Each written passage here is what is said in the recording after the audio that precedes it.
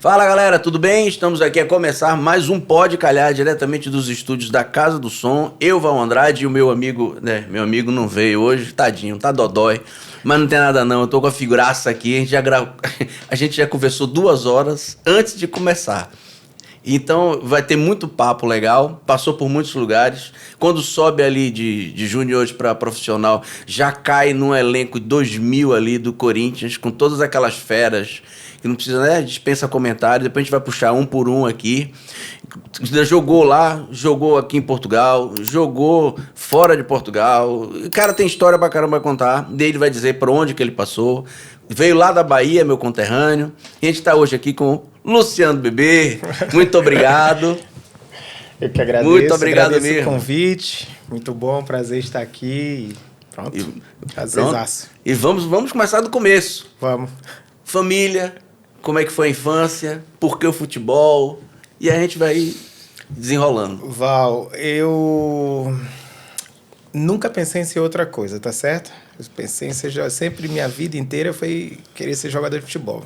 Minha família sempre jogou futebol, meus irmãos, como é lá na Bahia, você sabe, tem um campo em cada, né? Naquela época, então, era um campo em cada lugar. Bom, eu vim de uma família bem pobre, meus pais, uma família de 10 irmãos, né? Então, naquela época, lembra que os pais iam tendo filhos e os filhos para cuidar dos... os filhos que cuidavam dos irmãos. Cuidar dos irmãos e assim. Então, pronto, eu tinha vim de uma família muito grande, mas muito boa, muito... Quantos irmãos? 10. 10? 10. Caraca. São 4 irmãs e 6 irmãos. E só você ficou no futebol? Não é o mais velho, rapaz, é agora, com tantos Com irmãos. tantos irmãos. Um deles... o terceiro mais velho, né? De cima para baixo, o terceiro. E ele tentou, até passou, se eu não me engano, no Vitória, mas preferiu ficar com a namorada. É, né? Preferiu a namorada. Deixou a bola de lado. Casou e deixou a bola de lado. Foi trabalhar, pronto. Teve a vida dele. Eu fui o único que consegui ter uma carreira e seguir esse sonho que eu sempre tive. Como eu falei, desde os 10 anos, sempre que eu me dei por gente, a minha oração para Deus era essa. Eu quero ser um jogador de futebol. E minha oração era, eu não queria ser qualquer um, não. Eu queria ser igual o Bebeto e o Romário. Fiquei fácil, longe, né? É fácil. Pois. Naquela época, os dois eram jogadores que jogavam tanto na seleção como no meu time, né? Que eu torcia antes, que era o Flamengo. Sim. Todo nordestino foi Flamengo ou Vasco algum dia, né? Aí eu, graças a Deus, tive a oportunidade de conseguir e pronto. Fui muito feliz. Estou muito feliz pelo que conquistei. Mas pronto, eu vim de uma família assim, com muita dificuldade, obviamente. Como você sabe, ali no interior da Bahia não é fácil, né? Principalmente por ter uma família desse tamanho. É grande. E começou, começou lá no Salvador, não? Como é que você vai parar em São Paulo, parar no Corinthians e como é que é essa coisa aí? Na verdade, eu jogava numa escolinha. A escolinha era de um professor amigo meu chamado Ailton. Até queria deixar... Ainda quero registrar isso porque é uma pessoa que eu acho que eu nunca falei, né, para nenhum meio de comunicação. E foi uma pessoa extremamente importante para mim, né? Porque naquela época eu não tinha nem como pagar. E naquela época era pago. Pelo menos dava uma ajuda para o professor poder, né, viver ali. E ele falou, não, porque tu tem qualidade, tu vai ficar. Já começou bem. E aí me deixou. Ali eles começaram a fazer um trabalho começaram a ver clubes, a ver as possibilidades, mas foi dentro daquele processo. Anos? Eu tinha ali meus 12 anos, 11, 12 anos, né? Mas eu cheguei aí pro Vitória. Grande clube, por sinal. Vitória é o clube do meu pai. Aí, tá vendo? É uma pessoa de bom gosto. Pô, hoje eu não tenho um vascaíno aqui do meu lado pra falar nada, pô. Hoje eu vou falar só do Vitória. Boa. Eu digo também que eu gosto muito do Vitória, até por causa do meu pai, né? Meu pai sempre falava do Vitória, sempre comentava e tal. E eu tive vários amigos que também jogaram no Vitória. Inclusive, tem até uma história até engraçada sobre o Vitória, porque dessa primeira saída de casa para ir fazer teste no Vitória, eu fui dispensado. Por quê? Porque eu era baixinho, magrinho e tal. Eles falaram... Dispensado no Vitória? Do Vitória. Certo. Né? Eu fui fazer teste, não passei. Normal. Voltei para casa e depois de alguns meses, o professor Ailton, junto com o Fernando, arrumaram um time para mim no Paraná, chamado Matsubara. Já ouviu falar do Matsubara? Já, Matsubara. Pronto. Matsubara naquela época era uma equipe muito boa de base, o pessoal fazia um trabalho fantástico, inclusive até mandava jogadores para a seleção do Matsubara. Pô, bacana. E pronto, fui parar numa equipe daquela. Cheguei lá, rapaz, meu pai me deu o dinheiro, eu lembro como hoje, meu pai conversou com a minha irmã mais velha, e eles juntaram lá, parece que fizeram ali uma vaquinha, e me deram a passagem de ida. A volta você se vira, meu amigo. Você vai ficar lá. Foi muito engraçado. Agora, olhando, né, tudo atrás, assim, eu compartilhando. Mas meu pai falou, eu com 13 anos, cara. Caraca. 13 anos. O pai falou hoje em assim, dia os marmanjos com 18. Ai, como é que eu faço? Rapaz, eu posso falar até pelos meus filhos. Eu tenho um filho de 16, outro de 21. Era impensável enviar eles assim, dessa forma. Né? Eles não iam de maneira nenhuma concordar com aquilo. Porém, eu fui, meti a cara, eram 2 dias de viagem, peguei lá o Gontijo, não sei se você lembra. Gontijo, lógico. Peguei o Gontijo, fui para o Paraná, 2 dias de viagem com mais 6 colegas da academia. Cheguei lá, depois de uma semana, mandaram embora de novo. Normal, né? Futebol. Futebol. Mandaram embora, o cara falou assim, rapaz, eu gostei de você. Você é bom jogador, bate com as 2 pernas, mas você é baixinho. E o treinador do juvenil pro ano que vem disse que, por mais que você fique aqui no ano que vem, se calhar vão ter que te mandar embora. Então, para não segurar você aqui e depois você ser mandado embora, a gente vai te liberar agora e você vai procurar... Lembra que eu só tinha passagem de ida. De ida, né? Então, a de volta, como é que ia ser? Rapaz, eu sei que aí o Fernando e o Ailton ligou pro clube e falou, ó, deixa ele aí mais uns dias, a gente vai arrumar um clube aí próximo, e aí ele vai lá fazer teste e tal. Rapaz, eu espero uma semana, umas 2 semanas, rapaz, e nada desse dinheiro, nada, e aí o pessoal do clube começou a perguntar, e eu comendo, dormindo lá, fazendo tudo e tal, até que os jogadores começaram também a perguntar, porque se sentiram incomodados. Tipo, os jogadores que... você não vai embora, não? Você vai ficar aqui porque eu não treinava, só comia, dormia e pronto. O encosto. O encosto. Aí teve um dia, rapaz, que também me lembro como hoje, achei um New Balance no lixo, rasgado assim em cima. E troquei um short que eu tinha. Porque você sabe que naquela época o tênis que eu tinha, se eu corresse, eu andava descalço. Né? Então eu não podia usar ele. O que eu fiz? Achei um no lixo, aproveitei e falei, hoje eu vou começar a correr com esse. Comecei a treinar sozinho. Aí o roupeiro um dia me viu treinando, ele chegou lá e falou, olha, tô vendo você treinando já há alguns dias, toma aqui uma bola, pelo menos pra você chutar, eu vou fazer o paredão. Comecei a chutar na parede e tal, comecei a fazer uns treinos sozinhos. Só que um dia o clube marcou 2 jogos pro mesmo dia. E não conseguiram jogadores, ou não conseguiram, na verdade, foi cancelar o jogo, que naquela época também não tinha aquela facilidade. Apesar que tinha um telefone, mas não tinha aquela facilidade que a gente tem hoje do telefone, do celular, né? Sim. Como eles iam para lá, eles acharam, vamos pôr o jogador de teste. Só que naquele dia, a cidade, como ficava a 30 minutos do centro de treinamento e do estádio, os jogadores foram tudo para cidade, que era sábado à tarde, foram passear e tal. Eu fui o único que fiquei no alojamento, porque, olha, não tinha dinheiro, não tinha, né? Não tinha nada para comemorar, não tinha nada para fazer. O que eu fiz? Fiquei no alojamento, esperar a hora do jogo para ir assistir o jogo, depois voltava, comia e ia manter a minha rotina. Exatamente. Né? Fui lá, arrebentei no jogo. O presidente desceu pro vestiário depois do jogo. Falou, você não vai embora daqui, você vai ficar aqui, vamos fazer um tratamento para você crescer e não sei o que, tá. Aí você vê como eu cresci. Exato. Né? Não fiz nada. Do Luciano, bebê. Aqui estou eu. Ele não fez nada, mas fui um dos primeiros jogadores a serem vendidos do Matsubara. Que legal. Bicho, é assim, né? As coisas acontecem na vida quando a gente menos espera. Calhou, né? Do pode calhar, calhou de você ter ficado. Pô. E assim, fica uma lição, né? Disso que você tá falando, vamos fazer um corte disso, tá bom, minha diretora? Porque hoje em dia o cara tem que ter a chuteira X, Y, Z, senão. Eu me lembro uma história que eu ouvi, foi do Rogério Ceni. Eu não lembro com quem foi com o São Paulo, foi na época que ele era técnico, eu acho que ele era técnico do São Paulo.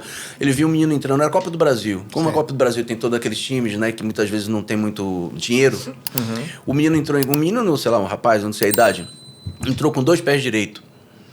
E aí ele chamou a atenção do cara. Olha, cara, eu acho que você se enganou, colocou 2. Não, pessoal, é que eu não tenho grana, o clube não dá chuteira. E aí tava indo pro campo, Copa do Brasil, pra jogar com 2 pés direito, 2 pés esquerdo, o que fosse. Aí ele falou com o roupeiro, mandou pegar uma chuteira pro cara e deu pro cara de presente. Uau! E aí, hoje em dia, os caras... Não, porque chuteira tem que ser ponto 1, porque a chuteira é ponto 3, porque... Sabe? Vai jogar bola, porra. Pois é. A chuteira sem a tua qualidade, sem o teu... a tua disposição, o teu desejo de jogar, isso não vale de nada. Isso aí é simplesmente um acessório.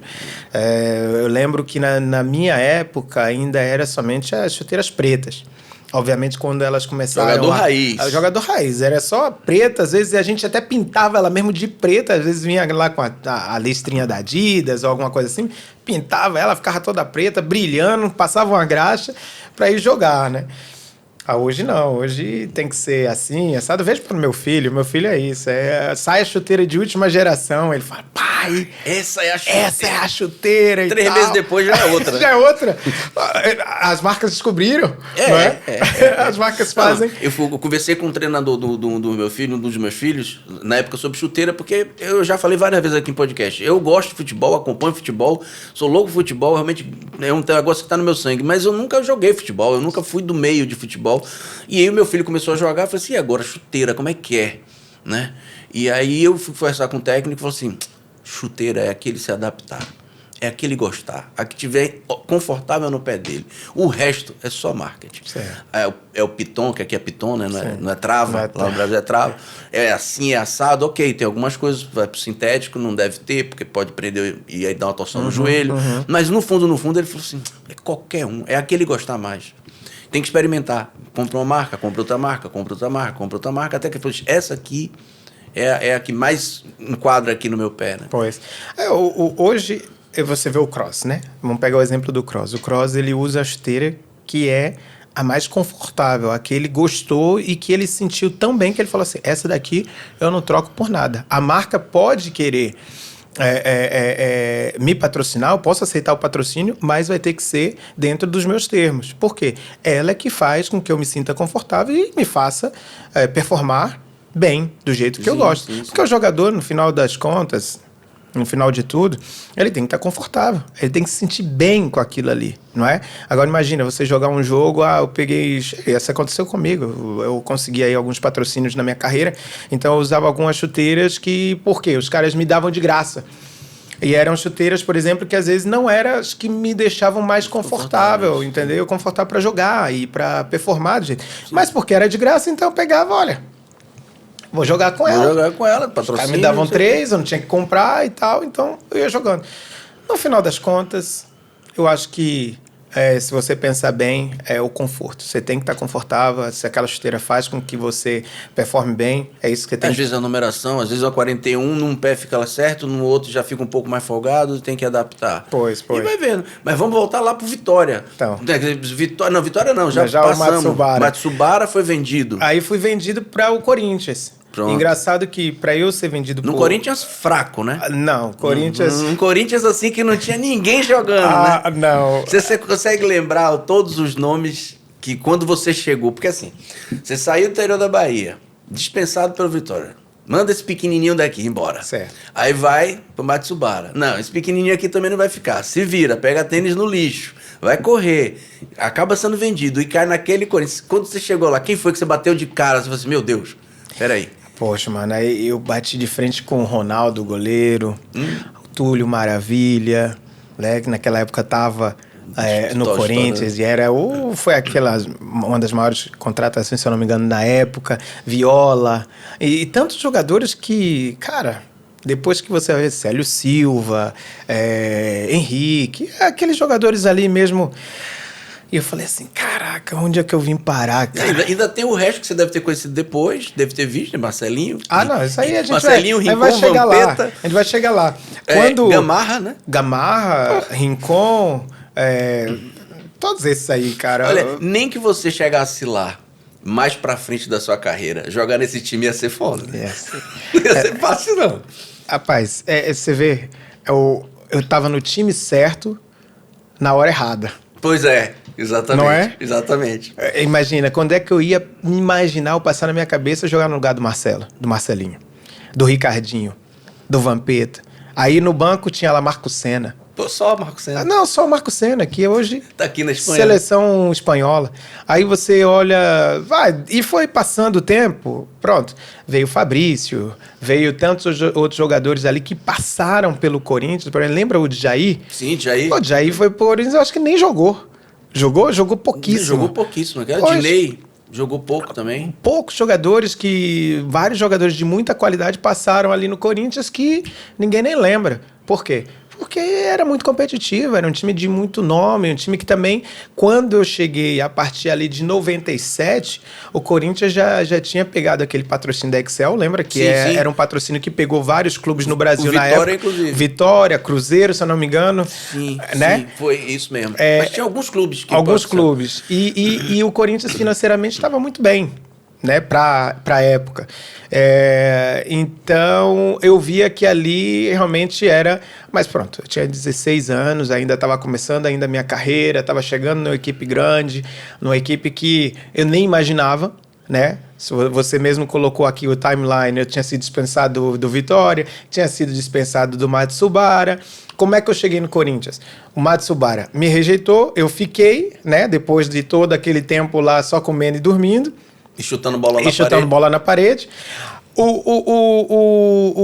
O treinador que gostava de mim me colocou para jogar no primeiro campeonato, fomos campeões. Campeonato, eu me lembro bem, era em Colina, lá no interior de São Paulo, um campeonato que até tinha um certo prestígio. E depois nós fomos para Araguari jogar outro campeonato. Beleza. Ganhamos. Depois nós fomos jogar um outro campeonato em que era o Corinthians, né, em São Bernardo, o Corinthians jogava. Então o Corinthians jogou esse Mundialito em São Bernardo. Havia vários clubes, naquela época eu não me recordo todos muito bem. Mas eu lembro-me de uma coisa, eu fiz um campeonataço, fui muito bem. E havia um diretor naquela época, que era o André Campoy, ele me viu jogar, ele falou, caramba, meu, esse pequenininho aí bate com a direita, bate com a esquerda, ele chega na frente, ele chuta bem, ele tem bom passe. Não, vamos trazer ele pra cá. Vamos ver como é que ele é aqui com a gente. Aí me levou pro Corinthians. Mas foi assim, ó. O ônibus do Matsubara tava aqui, eles me pegaram do ônibus do Matsubara e me colocaram no ônibus do Corinthians. Mas aí já tinha o dinheiro do passagem de volta? Cara, foi muito doido. Eles me tiraram assim, aquilo pra cair a ficha, entendeu? Demorou pra cair a ficha. Eu falei, eu cheguei eu tava no Matsubara, ia viajar, tipo, horas, 12, 13 horas, se eu não me engano, era de viagem até Cambará. E fiquei ali em São Paulo, né, em São Bernardo. Troquei por 30 minutos ali. Cheguei no Parque São Jorge, o pessoal me recebeu super bem, os próprios meninos do time que tinham acabado de ser campeão, nós ficamos em terceiro. E pronto. De certa forma já lhe conheciam porque jogaram ali o campeonato. Exato, viram que eu era bom jogador mesmo e tal, e pronto, por o time me tirar dali e me levar, eles achavam que nunca ninguém me distratou naquela época, ninguém nunca olhou pra mim assim, pelo menos que eu tenha visto, olhado assim, esse cara tá vindo aí, não sei o quê. Não, os caras me trataram bem. E são pessoas que eu tenho como amigo até hoje. Pô, que legal. O Marcelinho, que fez carreira ali na MLS, jogando pelo Los Angeles. Sim. O Galaxy. Tem vários outros que jogaram o próprio Everton, que estava naquela época, o que jogou aqui no Borussia Dortmund. Vários jogadores que também... Como o Luizão, por exemplo, que está aqui no Benfica. Nós jogamos juntos na base do Corinthians nessa também. Nessa mesma base? Na mesma base. Por quê? O Corinthians naquela época tinha convênio, uma parceria com a Eurosport, que era do senhor Duarte na época. Que tinha uma parceria dentro do Juventus na época também. Juventus da Itália? Não, Juventus da Moca. Da Moca, tá. E eles mandavam jogadores pro Corinthians. Entendeu? Faziam aquela parceria de deixar os jogadores lá. Então, o Luizão era da Eurosport, assim como metade do Corinthians tinha um contrato assinado com a Eurosport. Então, como eles faziam aquela parceria, o Luizão estava naquela parceria, que acabou vindo a sair de lá e ganhar, se eu não me engano, uma taça com o Juventus, e depois ser transferido para o Cruzeiro, que de lá é que ele foi para o Benfica. Seleção e Benfica. Eu não lembro se Benfica e Seleção ou Seleção e Benfica. Eu não me lembro. Também não me lembro, não me recordo. Eu encontrei o Luizão a última vez, foi quando eu joguei aqui no Estoril. E aí nós conversamos um pouco mais claro. Depois de um gap aí de mais de 10 anos, 15 anos, eu já tinha uma vida, eu já tinha outra. Ele, felizmente, veio pro Benfica, foi pro Noroeste de Bauru, foi correr para os clubes menores. Então, acabamos perdendo. Mas foi muito bom. Aquela transição que eu tive do Matsubara, para mim, foi muito boa, porque eu cheguei no clube grande, pude ver como era o comportamento dos meninos e pronto. Aquela aceitação me ajudou muito a me estabilizar e poder performar, né? Sim. Que foi isso que fez com que o clube decidisse me comprar. Pô, mas que bom, mas agora, por um lado, é lógico chegar a cair ali, né? Por outro lado, como você falou, cheguei na hora errada. Porque você passa 3 anos, né, no Corinthians, mais ou menos. E acaba não construindo carreira, né, no Corinthians, provavelmente por muita dificuldade, como você citou. Outros jogadores que já eram mais prontos, vamos chamar, também não conseguiram ficar, porque a concorrência era grande, um elenco recheado de gente. Isso foi ruim para você, né? Sim, muito, muito. Porque, imagina, por mais que você tenha aquela experiência de estar no Corinthians, a sua perspectiva de jogar no Corinthians, ela se tornava cada dia mais difícil. Porque o Corinthians depois começou a ganhar tudo, né? Sim. O Corinthians começou a ganhar em 98, 99, 2000, 2001, se eu não me engano, foi campeão paulista, 2002, né? Com o Parreira. Então, eu tive todas eu tive em todas essas temporadas de ouro do Corinthians, onde Marcelinho era o cara, onde o Rincon era o cara, onde Vampeta era o cara, onde Dida, onde... E tantos outros jogadores que passaram. Qual era a perspectiva do Luciano jogar? Até que em 2002, eu ia ter a chance. Isso aqui não falo com arrependimento, porque já superei isso. Mas fiquei por muito tempo pensando assim, cara, se eu tivesse ficado. Em 2002, eu lembro que o Corinthians ganhou a Copa do Brasil e Rio-São Paulo. E eu não joguei nenhum jogo, nem fui relacionado, acho que fui relacionado para um jogo. Tá certo? E era o Parreira. Eu lembro que o Parreira um dia me abraçou assim e falou, pô, Luciano, você fez tratamento pra crescer? Aí eu ria. Eu falei, aqui acabou, já era.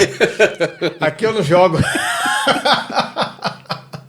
Esculhambação. Então, ele me esculhambou ali, mas naquela educação do Parreira, né? Uma coisa assim, um cara muito educado, um cara muito, muito culto. E ele, em nenhum momento... me desrespeitou, ele simplesmente queria saber e tal, e ali eu sabia que eu não ia jogar, não só por causa disso, mas porque em nenhum momento eu era um dos preferidos, um jogador acionado, né? Em nenhuma situação. Obviamente que, como a gente já voltou aqui a falar, já falamos, muitos jogadores de qualidade. Na época ali, em 2002, tínhamos ali Fabrício, tínhamos o Vampeta, né? Lembra que nós tínhamos o Leandro, nós tínhamos o Gil, nós tínhamos o David, nós tínhamos um time muito bom. Muito bom. O Gilmar, Ricardinho. Gilmar, Fubá, nessa época também? Era antes? Não, o Gilmar... O Gilmar tinha saído já. Já tinha saído? Já tinha saído. Ele tá no 2000. 2002. Ele tá em 2001, e depois 2000 e tal. Mas entre a gente e sai gente, o elenco... Foi o que eu falei. O Corinthians tinha investimento, tinha dinheiro, podia contratar, podia pagar e tava ganhando. O que você quer mais? O que um clube desse faz? Cair no Flamengo hoje. Vai fazer o quê? Qual é o jogador que vai jogar hoje, chega ali no Flamengo da base e vai tomar, por exemplo, o lugar do Arrascaeta? Do Pedro, um exemplo. Não vai. Não vai. Na verdade, naturalmente, o clube vai requerer, vai precisar jogadores com nome, com know-how, para poder segurar pelo menos. E o jogador da base, aquele que eles vão apostar, vai sendo acionado aos poucos. Né? Como foi, se eu não me engano, o caso do Wesley. Correto? Sim, o lateral direito. Exatamente. Então, eles vão colocando e esse é o trabalho que tem sido e que tem dado certo. Tanto Palmeiras quanto para o Flamengo. Isso é. E desses medalhões todos aí que você passou, você ainda era muito novo, estava ali fazendo a transição, como você falou. Ficou amizade com alguém? Como é que eram aquelas perturbações lá de Vampeta, Marcelinho, Edilson e Rincon? Aquelas é muita história do Vampeta ou era isso mesmo? Pá, o Vampeta foi uma das pessoas, até voltando nessa questão que eu estava te falando aqui de 2002, por que eu não saí? Por que eu saí? Ou deveria ficar, então aquele arrependimento que eu falei. Sim. E aí eu já te digo a situação do Vampeta, porque o Vampeta, é engraçado que o Vampeta é um cara que conhece a Bíblia, lê a Bíblia e tal, e nós que éramos assim evangélicos, que estávamos no grupo, ele gostava de dar umas alfinetadas, então ele, não é assim que diz a Bíblia? E tal, e aí citava a Bíblia para mostrar que ele também se conhecia. Também conhecia a Bíblia. Mas, na verdade, o que acontecia? Ele sabia da Bíblia, mas continuava fazendo o quê? Todas as porcarias aí que ele... né? Então, não adiantava de nada. Não adianta de nada você ler a Bíblia e não seguir. Então, o Vampeta foi uma das pessoas que chegou para mim, na verdade, ele foi a única pessoa que chegou para mim quando eu disse que ia sair para ser emprestado, para poder jogar e ganhar minutos, né? Como a gente falou, né? Dos números. O tal dos números. O tal dos números. Ele falou, cara, fica, Ricardinho vai ser vendido, você vai ter sua chance. E, Val, eu estava no meu melhor momento da carreira. Eu estava no meu melhor momento. Eu estava voando, entendeu? Obviamente, como eu te falei, não tínhamos jogadores, não tinha espaço para mim ali, porque o Corinthians naquele ano ainda estava mais possível, porque tínhamos o Fabinho, lembra? Fabinho que veio do São Caetano, o Fabrício tinha vindo, se eu não me engano, do União São João de Araras, tinha o Vampeta, né? Beleza. Mas o Ricardinho saindo ia abrir espaço. Foi tanto que eles foram buscar Juliano e Marcinho. Não sei se você lembra. Juliano fez um bom Campeonato Paulista e o Marcinho fez um bom Campeonato Paulista pelo Paulista de Jundiaí, na época. Entendeu? Sim, o Marcinho eu não lembro, mas o Juliano eu me lembro. O Marcinho jogou no Palmeiras. Não me lembro. Não lembra de ter ido pro Corinthians. Sim, não, dessa época, de onde ele saiu. Não me lembrava. Ele jogou no Paulista de Jundiaí e o Juliano jogava no União São João. Eles fizeram os dois um Campeonato Paulista muito bom. Corinthians trouxe e foram para aquele vice-campeão brasileiro. Lembra que foi aquele ano que o Rogério tomou a pedalada lá de Robinho e tal? Exatamente. E o pessoal até hoje enche o saco do Rogério, né? Por causa disso. Inclusive jogamos tanto no Corinthians quanto no Santo André juntos. Então, por isso, a gente até tinha assim, uma certa proximidade na época. Então, se eu tivesse ficado, talvez eu tivesse tido a chance de ser também vice-campeão brasileiro, ou ter tido a minha chance de jogar mais pelo Corinthians e dar outros saltos na carreira. Sim. Né? Então, a gente normalmente costuma tentar fazer essa... E se? Mas ninguém tem bola de cristal. Exatamente. Eu resolvi ir para o Santa Cruz, cheguei no Santa Cruz, entendi por que eu fui para o Santa Cruz também, né? Porque acabei casando em Recife, conheci um dos meus melhores amigos no Recife, né? Uma das pessoas que eu respeito muito, que é o Nilson Goleiro, não sei se você conhece, jogou no Vitória também. Sim, claro. Jogou aqui no Vitória de Guimarães. Aqui eu não sabia, do Vitória, o Nilson, lembra de Nilson? Ele é um cara que foi meu padrinho de casamento e é um cara que eu tenho, assim, o maior respeito e a gente... E ele tá onde agora? Ele vai vir para Portugal. Ele vai vir, mas tá no Brasil? Vou até entregar aqui já no Pode Calhar, mas pode calhar que ele vai... Nilson, Vitória, vem cá. Ele talvez vai voltar para Portugal, porque ele foi passar uma temporada no Brasil, até pela questão que ele é treinador. Né? Isso que eu ia perguntar, ele continua com o futebol? Ele continua no futebol, ele fez aí, teve alguns acessos com alguns clubes lá no Brasil, até chegar no Treinador principal, então, não de goleiro. Sim, não. Treinador do time mesmo. Treinador mesmo. E agora ele está planejando voltar para Portugal. Aqui ele tem ali a filha dele, a esposa, gostam muito daqui. Eles provavelmente vão voltar. Volta logo, Nilson, volta logo. Então eu entendi. Eu fui lá com um treinador que era o ex-assistente do Luxemburgo. Você vê, o Luxemburgo não gostava de mim, mas eles gostavam de mim. Entendeu? Eu digo assim, o Luxemburgo não gostava, não tem nada de pessoal. Era mais a questão do treinador, né? Não gostava do Luciano por causa que ele via que não tinha espaço para a equipe dele. E esse assistente, como ele foi para o Santa Cruz, ele achou que eu poderia ajudar ele lá no Campeonato Brasileiro da Série B naquele ano. Então, por isso eu decidi. Eu falei, entre ficar no Corinthians sem jogar mais um ano, né? Eu completando 20 anos, e ir para o Santa Cruz para começar a minha história, a minha experiência como atleta, eu preferi ir para o Santa Cruz. Correu bem? Correu para o time. Né? Para mim, mais ou menos, porque não recebi meu salário. Aí como é fogo, cara. Não recebia. Morava muito bem. Morava ali na praia de Boa Viagem. Mas salário era uma dificuldade, rapaz. Aquele time era terrível, cara. E vamos. Aliás, antes da gente. Conta mais alguma história engraçada do Corinthians. Corinthians, o Gilmar, vamos lá. O Gilmar Fubá era um cara que. É um cara fantástico, né? Um cara que eu gosto muito dele porque eu joguei com ele tanto lá no Corinthians quanto no Noroeste.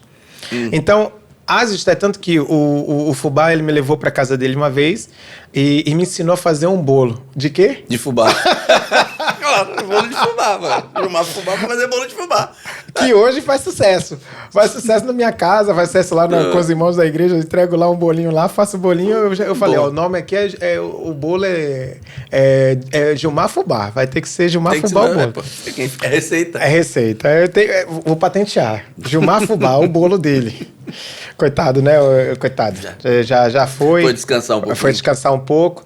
É um cara fantástico. Então, uma vez, ele tava voltando, cara, até engraçado e trágico, porque a gente riu pra caramba depois, né? Ele falou assim, tava voltando, né, da cirurgia no joelho, e ele é grandão. E ele foi, num dos treinos, roubar uma bola de mim. Só que, cara, eu acho que a chuteira dele travou em algum lugar, e no mesmo dia que ele tava voltando, cara, ele rompeu de novo. Comigo. O ligamento? O ligamento. E ele caiu gritando, não sei o quê. Depois, quando nos encontramos no Noroeste, falou assim, rapaz, Davi derrubou mesmo o Golias. Davi derrubou o Golias. Cara, eu não sei se teve a oportunidade de conhecer o Gilmar, mas o Gilmar era muito grande, forte, um baita negão, mas assim, cara, pensa num cara engraçado. Era ele, né? Meu... Eu não sei não, rapaz. Ele falava assim, eu falava assim, todo mundo se acabava de rir. E ele orando no quarto. Rapaz, não tinha como. Fiquei no quarto com ele, eu só ria. Ele começava, Senhor Jesus, aí eu começava... Mas, uma coisa é boa. Foi boa aí nessa nossa ida no Noroeste. Ele partiu, e partiu com ele também... uma situação bem constrangedora que eu passei, né? Uma vez eu fui achar de cantar na igreja. Rapaz... Imaginando já. Acabei com tudo. A galera quase foge da igreja. E ele ria. Rapaz, eu não podia ver o Fubá que ele começava a cantar a mesma música, cara. E aí eu falava assim, caramba, ele não vai parar, meu irmão. Não vai parar. E o Gilmar, quando começa... Não tem quem aguente. Tentava mesmo. Não tem quem aguente, Val. Você era bulinado de uma maneira, meu irmão. Mas é aquela coisa, parece que tem... Como eu te falei, tem cara que tem um dom. Mexerica não tem um dom? Tem dom disso. Você olha pro cara, o cara já te faz rir. Você já tá rindo. O cara abre a boca, tudo que fala é palhaçada. Aí o Gilmar, com aquele jeitão dele, rapaz, eu falei, vixe, tô morto. Convidei o Fubá pra ir na minha casa almoçar. Chegou lá, a primeira coisa que falou, bebê, eu não esqueci aquele dia da igreja, rapaz. Pronto, começou de novo o bullying. De novo. E você dividiu o quarto mais com quem lá no Corinthians? Cara, no Corinthians... Esses caras, assim, que tinha alguma coisa, alguma curiosidade. Fernando Baiano era um cara que... Mas o Fernando Baiano sempre era introspectivo. Ele não era um cara de falar e tal, não tem muita história. Vamos lá, o Luiz Mário, a gente é amigo até hoje. O Luiz Mário é resenha, só quer palhaçada também. O Luiz Mário veio uma vez com 40 relógios da Coreia. Porra, 40 relógios. Contrabando? Porra. Aí pegou um relógio e deu para um amigo meu lá do time. Eu falei, poxa, vou pedir um para ele. Aí ele pegou, me deu um relógio. mas me deu um Mormaio. Eu falei, o Mormaio eu tenho aqui. Mormaio eu tenho aqui, você deu um Breitling pro cara e você me dá um Mormaio pra mim. Aí ele falou, pô, achei que combinava com você, velho, com dente de todo o coração, você tá reclamando, também me devolva, velho. Pô, mas é mesmo, você comprou ali na esquina, pô. Não, o Papalégua, a história com ele era um cara sempre muito cabeça, e ele sempre me dava conselho. Ele mano, fica tranquilo, você vai ter sua chance, trabalha, não sei o quê. O próprio Diniz, a mesma coisa.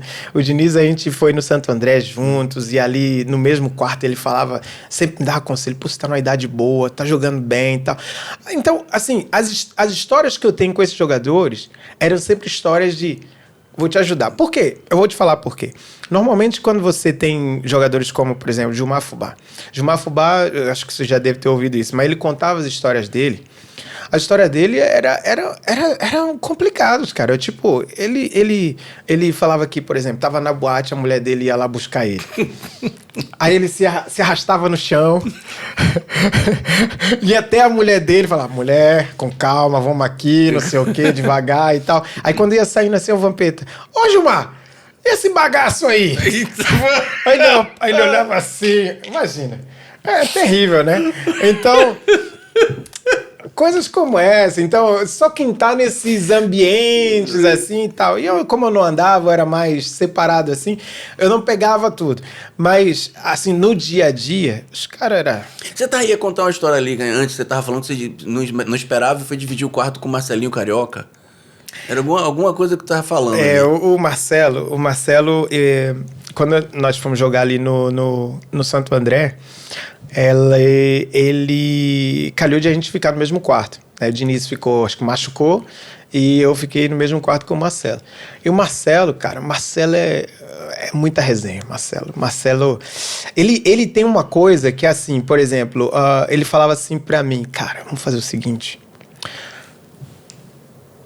você é meu parceiro, eu sou seu parceiro, a gente vai jogar no meio juntos, vamos ficar no quarto nós juntos. Você larga o Diniz pra lá, meu irmão. Só ficar nós dois agora.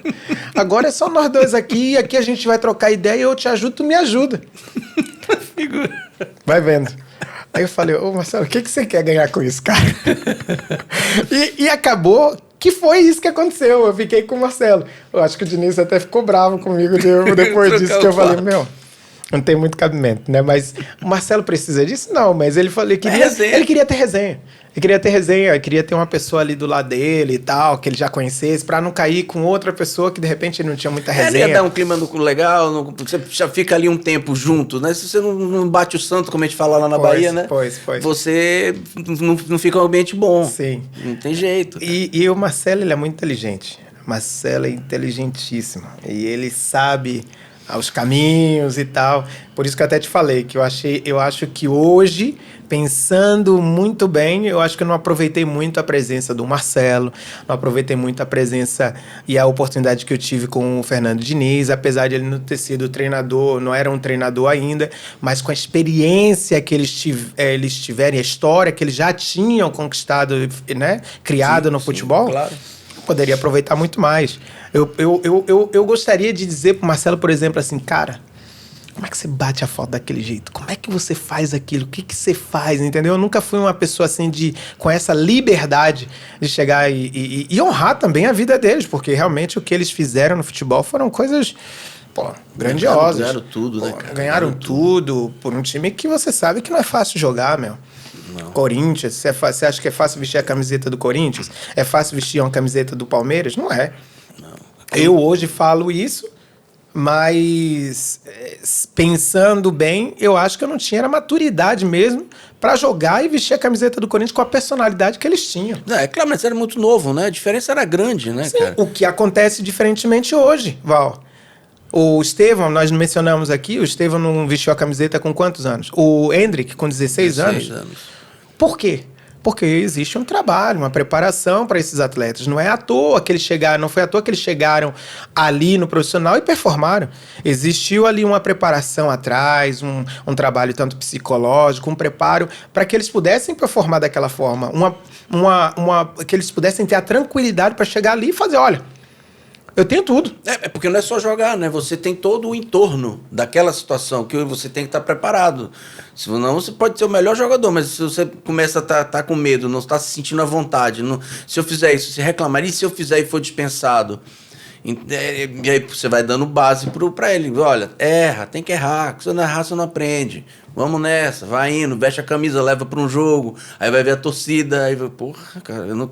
Tipo assim, tomara ele não me bote pra jogar. Né? Deixa eu sentado aqui no banco, porque... Tinha hora que sim. Tem uma história que o Marcelinho conta, que eu acho fantástica. Eu não vou me lembrar dos personagens, mas foi no jogo do Flamengo. Se não me engano, o Tele era o técnico. Tenho quase certeza, acho que era o Tele que era o técnico.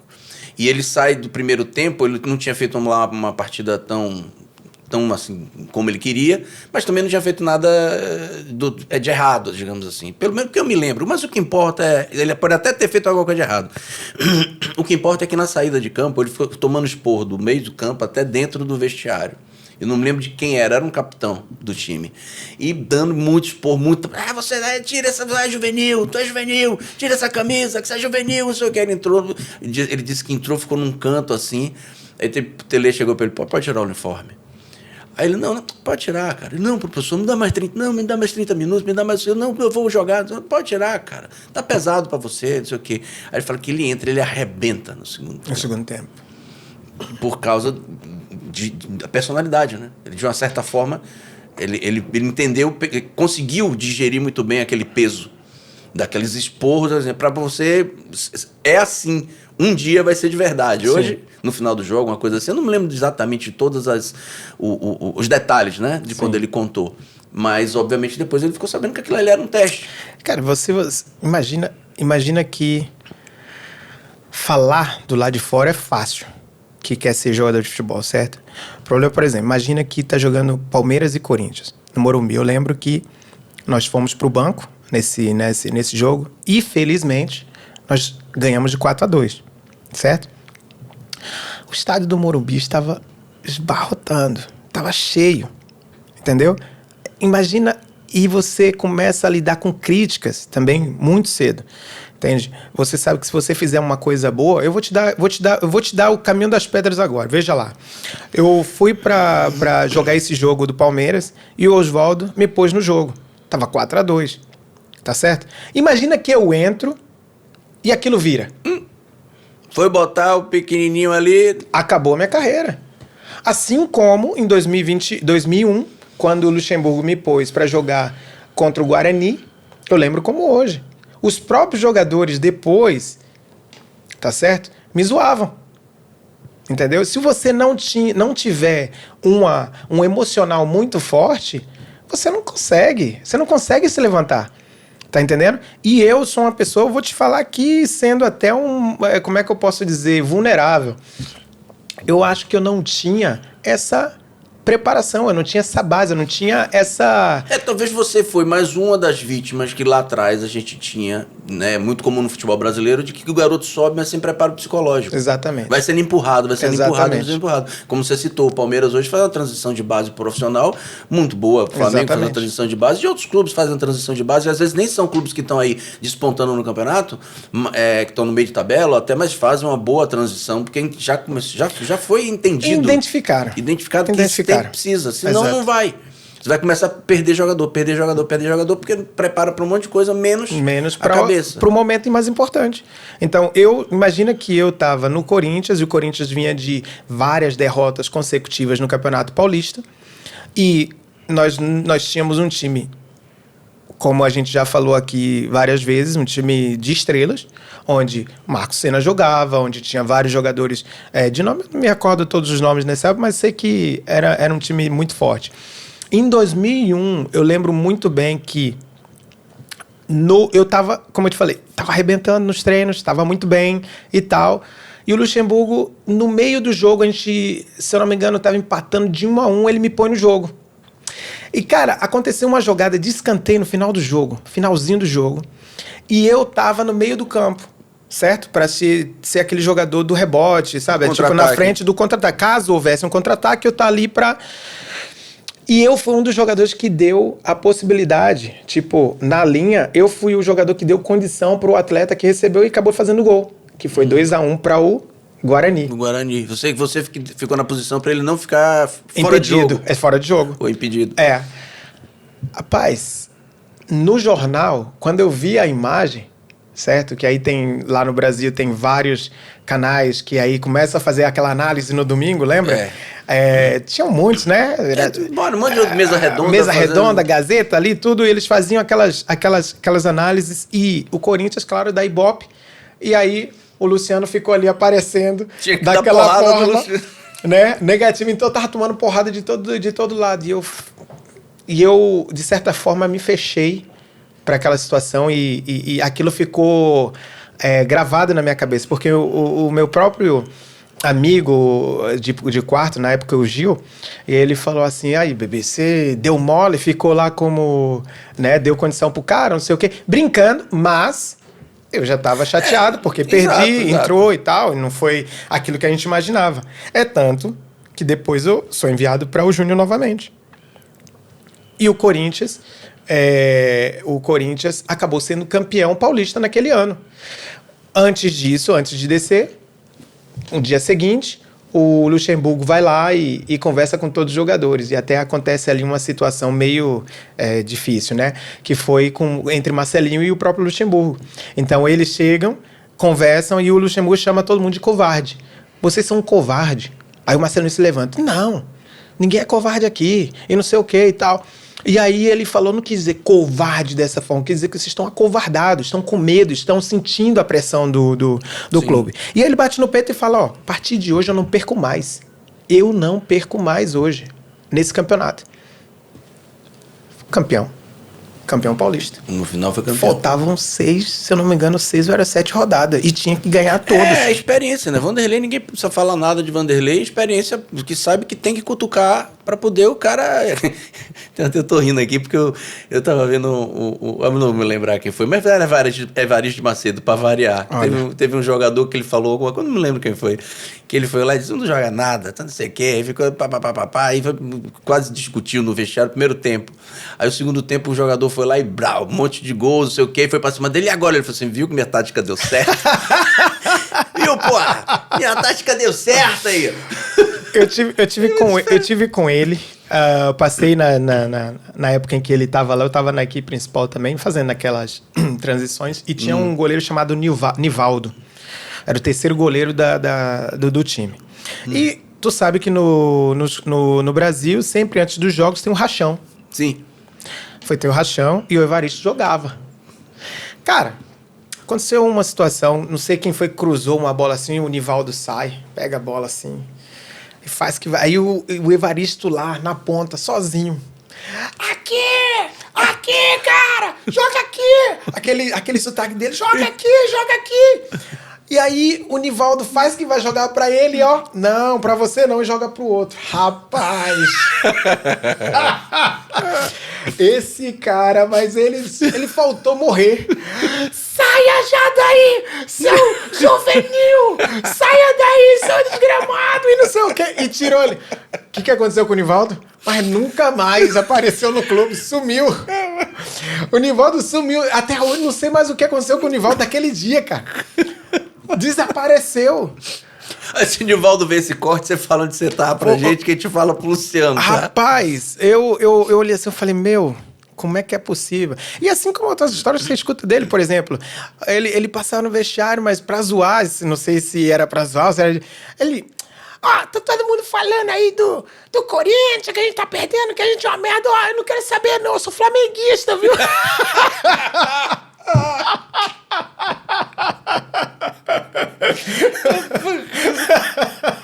Tô nem aí, sou Flamengo. Ai, meu Deus do céu, cara. Ele é uma lenda. E outra, quando ele começa a contar a história dele, do Barcelona, do Real Madrid, aquela coisa do passado, isso me deixa com saudade, porque aquela época era muito boa. Futebol era melhor, era bom. Podia ter bullying no futebol, podia ter brincadeira, Era bom. Era chato, tudo, não pode, era gostoso. Era gostoso. Bom, porra. Mas... A torcida era mais... Eu acho que a torcida amava mais os clubes, os próprios jogadores amavam os clubes. Não que, assim, cada tempo no seu tempo, certo? Essa história de sair muito cedo, né? Não cria identidade com o clube. Então, muita gente fala, muito de podcast por aí fala, e é verdade. Sai muito cedo, não cria identidade com o clube. E pronto, você lá atrás tinha muito mais aquela coisa que não, eu vou jogar no Clube X porque é o meu clube. Sim. Hoje em dia, o menino com 12 anos, até pro pai já, né? Não, vamos ver qual é o melhor caminho. Então, o cara às vezes é torcedor do Clube X, que não tá bem, e o Clube Y, que é até rival muitas vezes. Não, tu vai jogar aqui, porque já tá pensando no futuro profissional. E eu acho que lá atrás, na hora mesmo, tinha mais paixão.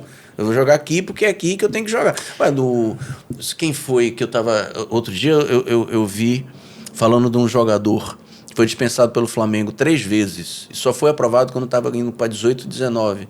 Mas ele não queria ir a outro clube. Não, eu só vou lá. Eu sou Flamengo, eu tenho que jogar lá. Eu tenho que jogar lá. E na última vez que ele vai, ele é aprovado. E pronto, assim, essas histórias existiam. Hoje em dia está muito mais... Como você falou de bullying... Cara, eu fui uma das pessoas mais bulinadas na vida, né? Cara, se eu fosse ter algum problema por causa do bullying, ou se eu tivesse que ter um problema por causa do bullying, eu era pra ter tido vários... Eu era pra ser mesmo... Rapaz... Cabeçudo, bocudo, anão, o que mais? Rapaz... Apelidos.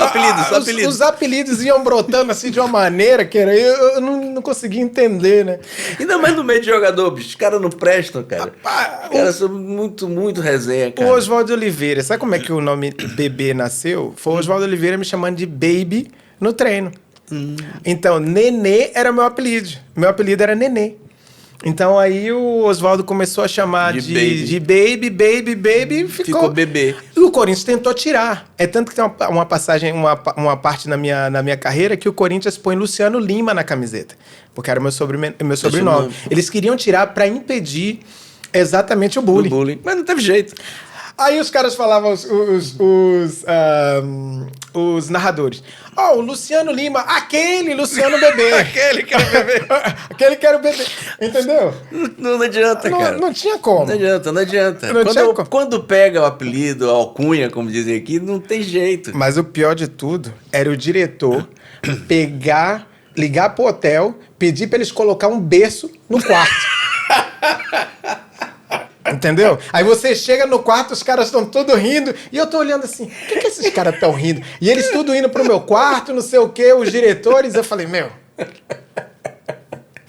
Na sequência, você conta que você contou, ainda não estava dentro do episódio, é a história do mexerica, pô, do bebê. Bebê conforto, exato. Pois. Isso aí é bom demais. Cara, o mexerica, cara, a esposa dele me odeia por causa disso, né? E ela guarda ali... Brincadeira. Não guarda nada que ela já me perdoa. A Adriana já me perdoa. Eles têm esse jeito, né? Eles são muito acolhedores, né? É uma família muito acolhedora. E ele me convidou a minha família, a família do Sandro Gaúcho, na época, e de alguns outros que jogavam no Santo André. E ali, cara, a gente tá tendo aquela resenha, né, e tal, e vai um bulinando o outro. E aí a vida do jogador de futebol é aquela, né? Um zoando o outro e tal. E eu lá, obviamente, sendo... E eles pegaram um bebê conforto do filho do Mexerica, que naquela época era um bebê ainda, e fizeram o quê? Eu sentar no bebê conforto. E aí tiraram a foto. Aí eu, pra impedir, o que eu fiz? Eles vacilaram, deixaram a câmera lá, fui lá e apaguei as fotos todas. Só que todas as fotos, não só as suas. Fotos, mas fotos da Turquia, fotos do bebê, fotos disso e daquilo. E ela disse que tinha muitas fotos. Não é que nem hoje, que você joga na nuvem, que você tem iCloud, né? Era aquela ainda que você tinha que revelar as fotos. Cara, essa mulher, ela ficou doida, meu. Eu não acredito que você fez isso. Por que você fez isso? Eu falei, eu só quis me proteger. Eu quis te pagar na mesma moeda. Eu só queria pagar a minha foto. Pedi desculpa, mas até hoje ela mexe nessa daí. Ela chega pra mim, rapaz, não vou esquecer. Toda vez que ela me vê, ela me bulina. E aí, deixa eu te perguntar uma coisa de um seguidor nosso, um ilustre seguidor nosso. Se você teve alguma história ou enfim, curiosidade mesmo. E o Dida? Era caladão mesmo, sempre fechadão? Sempre. Ou na hora que tava na resenha também tinha brincadeira? Não, o Dida tem tem o momento... Mas eu entendia que ele era uma pessoa mesmo introspectiva. Ele não gostava muito... É aquela pessoa que não gosta mesmo de falar. Ele não gosta de estar no centro das atenções. Como é diferente, por exemplo, diferente do Marcelo, por exemplo, que é um cara mais comunicativo. O próprio Andrezinho. Não sei se você lembra do Andrezinho, que acabou não conseguindo fazer... Até foi importante, teve aquele campeonato que o Corinthians ganhou, que ele deu passe lá pro, se eu não me engano, pro Gil, lembra? Que o Corinthians ganhou no final com o gol do Ricardinho de uma chute de fora da área. Assim, Campeonato Paulista. Campeonato Paulista. E jogamos juntos muitos anos, né? Eu e o André, e jogamos também no Noroeste juntos. Eles são comunicativos demais, então ele já gosta da atenção. O Edilson também gosta de falar e tudo também. Exato. Tem jogador que... O Dida, nesse caso, para arrancar um sorriso do Dida, precisa ser uma coisa mesmo engraçada, entendeu? Para fazer ele contar alguma coisa, tem que ser muito próximo dele ali, entendeu? Então... É diferente do Vampeta, diferente de vários jogadores que gostam de fazer palhaçada. E falar mesmo, brincar. Ele sempre teve essa fama de sériozão. E, eu sou fã, lógico, foi do Vitória também, né? O Dida é um cara que dá pra tira o chapéu. Um cara que... E é um cara que você vê que não tá em lugar nenhum, você não ouve nada dele, tá? Eu vi o treino dele outro dia, 41, 42 anos, ainda treinando daquele jeito. Eu fiquei cansado só de ver o treino. É mesmo? Porra. Treino de goleiro? Sim. Não vi. Porra. Aquelas movimentações na trave, vem aqui e a bola vai no ângulo. E ele vai ainda? 10, sei lá, 7 bolas. Depois pro outro lado. E ele, rapaz, ainda vai. Tá, lógico, né? Trabalhando com podcast agora, eu tô sempre ligado pra ver as coisas, pra ver, né? E eu sou fã da posição, inclusive, que tem dois filhos que resolveram ser guarda-redes. Dois? Dida, assim, é referência, né, cara? É referência. Eu não consigo nem ficar chateado com o Marcos, porque também é outro goleiraço. Mas como eu queria que o Dida fosse titular, eu queria muito. Mas aí o Marcos foi e também virou São Marcos. Foi, o Marco foi fantástico na Copa, cara. Pegou muito. Pegou muito. O Dida também. Mas, cara, eles estão na mesma... Acho que no mesmo... Só dá pra jogar um. Exato. Não tem que fazer. E tem que jogar ali o que o treinador, não é? Como eu falo, Vampeta, cara, fica quieto que o bicho é igual pra todo mundo. Pô, tem que entrar pra jogar não, fica aí sentado. Essas histórias são boas, é ou não é? Claro são coisas que... Imagina que o cara tá na final, tá numa Copa do Mundo. Você já é um dos melhores... Já é o melhor jogador do Brasil, praticamente. Porque tu tá representando a seleção. Né? Ali estão os 22 melhores do Brasil, escolhidos por Luiz Felipe Scolari naquela época. Cara, tu acha que eu vou estar preocupado? É como eu te falei, eu volto de novo a história do Palmeiras. Eu tava no banco e se a gente ganhasse o jogo era 1.500 no outro dia. Tava na conta. Sabe quanto era o salário da gente? 1.500. Então a gente ganhava um salário daquele, mais outro salário por causa de um jogo. E se jogassem 4, como no Brasil você sabe que é possível jogar mais que isso no mês, a gente nem mexia no salário, só ia no bicho. Porra. E eu ali, Corinthians era uma maravilha, mas pronto. 10 camisas todo mês, você podia pegar. Disneylândia pro jogador. Era uma maravilha. Com estrutura totalmente... Não posso esquecer e deixar de agradecer a Deus por ter me dado a oportunidade de jogar no clube como aquele, porque realmente foi... tirando os bullying que eu sofri... Mas foi muito bom. E vamos continuar então. Você sai do Corinthians. Aí saí do Corinthians, fui pro Santa Cruz, fomos, se eu não me engano, ficamos em terceiro no Campeonato Brasileiro. Não conseguimos ter o acesso naquele ano, porque jogamos ali com o time do Paulo Baier na época, era Criciúma e Fortaleza, os dois estavam muito fortes. Saí pro Santa Cruz voltei pro Corinthians. Então, e vem parar em Portugal. O Corinthians, eu joguei 8 anos. Certo? Desde da base até eu sair definitivamente, que foi quando o Noroeste, que era do seu Damião Garcia, que era um torcedor fanático pelo Corinthians, é tanto que o Noroeste e o Corinthians, eles nasceram no mesmo ano, no mesmo dia, sabia? Eu não sabia. Mesmo dia e mesmo ano. E o seu Damião Garcia, que era o dono da Calunga, ele é de Bauru. Sim. Ele foi um dos primeiros patrocinadores do Corinthians de camisa. Calunga. Então, você imagina, é um cara assim que... E era um cara fantástico. né? E ele, como tinha um relacionamento muito bom com o Corinthians ainda assim, em 2005, depois de ter passado por Juventus, não ter chegado em lugar nenhum, eles não queriam me liberar. Porque o que eu construí no Corinthians? Além do fato de que houve um investimento muito alto durante os anos que eu fiquei lá, também teve tinha a questão de que eles gostavam de mim, gostavam muito de mim. Tanto a diretoria da base como a diretoria do Corinthians, da equipe principal. Quem estava como diretor nessa época? Na minha época, o presidente era o Dualib, e aí o vice era o Nery Cury. E eles gostavam de mim, e o pessoal também. O diretor, se não me engano, era o Ney, no Júlio, não sei se ele está vivo hoje. Da base era o Marcelo, que depois veio um outro que era da Eurosport, Ivando, mas o Marcelo. Eles todos gostavam de mim. É tanto que quando eu saí do Corinthians, eles continuavam pagando meu convênio, continuavam... Mesmo que eu saí definitivo, eles falaram, não, esse ano pode ficar, a gente vai continuar pagando. Vai sair definitivo para... Sair definitivo pro Noroeste, porque o seu Damião pediu. Entendi. Aí seu Damião... É porque com o Noroeste, o que aconteceu? Eu saí em 2005 pro Noroeste. No Noroeste... a gente promoveu o time e eu fui ali uma peça importante, né, no acesso, tanto que a gente subiu e eu fiz ali uns gols mais importantes do acesso. E no semestre seguinte, ainda conquista o título da Copa Paulista pelo Noroeste, né, fazendo um dos gols do título. Então aí com o seu Damião Garcia, cara... Eu podia pedir o mundo, cara. Era o cara, né? Era o cara. O que eu fiz? Usei tudo isso. Falei, olha, seu Damião, é o seguinte. Eu tenho um filho, minha esposa tá aqui, eu tô aqui em Bauru, não tenho um carro ainda. Preciso de um carro, seu Damião. Como é que eu vou fazer? Eu preciso que o senhor me ajude a comprar um carro. O senhor é um cara influente, nem que eu tenha que ficar pagando ali por mês. Na verdade, eu não tinha um carro, não era por causa disso. É porque eu tinha comprado um apartamento, e como eu tinha comprado meu primeiro apartamento, eu falei, cara, e agora? Eu tenho que comprar um carro, mas o que está investido no apartamento não tem como fazer. Eu tenho que pagar o apartamento, né? Primeiro, né? Então daí eu falei, tive essa ideia. Eu e minha esposa conversamos, aí ela falou, amor, fala com ele, se calhar.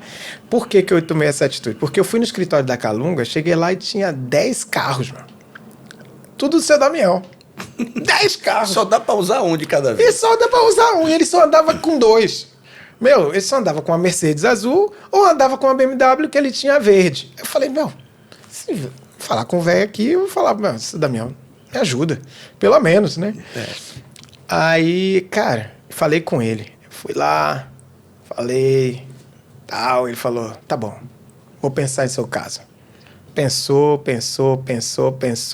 Pensei até que ele tinha esquecido. Demorou meses, cara. 2, 3 meses, nada. E eu ainda continuava pegando carona, né? O pessoal passava para me pegar de casa e tal. Mas como eu tinha filho, eu queria. Eu precisava. Aí um dia ele me liga e ele falou assim, vem aqui na minha casa. Ele tinha uma casa lá em Bauru. Aí eu fui lá na casa dele e tinha lá um carro, um Corsa na época ainda, um prateado. Aí ele falou assim, vou te dar esse carro aqui, mas não fala pra ninguém que eu te dei esse carro, tá bem? Você pega, leva e fica pra você. Depois vai em São Paulo que eu vou te dar já o documento com o teu nome. Fez tudo, me deu o carro e tal. Aí quando eu cheguei no clube, a gente tinha o Maurício, lembra o Maurício goleiro? Sim, lembro. O Maurício olhou pra mim. Esse carro aqui era do velho. Esse carro aqui era do velho que eu sei. Eu já vi esse carro na garagem dele. Aí eu falei pra ele, fala pra ninguém não, fica quieto. Ele pediu pra não falar. Falou, tá bem. Então o Maurício também é um goleiro que jogou no Corinthians naquela época. Ele jogou no Corinthians. Ele também me dava carona. Entendeu? Pra ir, o Fubá me dava carona, que eles estávamos juntos lá. Então, minha saída do Corinthians foi por causa disso. Então, quando eu saí do Corinthians, fui pro Noroeste. Do Noroeste, eu comecei a ser emprestado. Porque o Noroeste só tinha o Campeonato Paulista. Então, no segundo semestre, eu não queria ficar lá para jogar a Copa Paulista, né? Porque não tinha visibilidade. Então, aí, eu saía para os outros clubes. Então, eu saí de lá para o Santo André, no primeiro ano. Depois fui para o Criciúma. Aí, só no ano em que a gente jogou, acho que em 2006, que foi logo quando a gente subiu para o Paulista, da primeira divisão, foi que eu fiquei para jogar a Série C. Porque o Noroeste quase que brigou pelo título naquele ano, em 2006. 2006, primeiro ano do Noroeste na primeira divisão, depois de 40 anos. E a gente quase ficamos... Quase que fica, né? Boa parte do campeonato no topo. E aí, você parte pra cá quando? Depois cara, eu parti pra cá, na verdade, tem uma história ainda longa, mas eu vou encurtar bem aqui pra você, ó. Eu fui pra... Não, por mim você não precisa encurtar, o problema é que você tem horário. Eu saí do Noroeste e fui pro Criciúma. Já era meu último ano de Noroeste. Então, eu saí em definitivo pro Criciúma.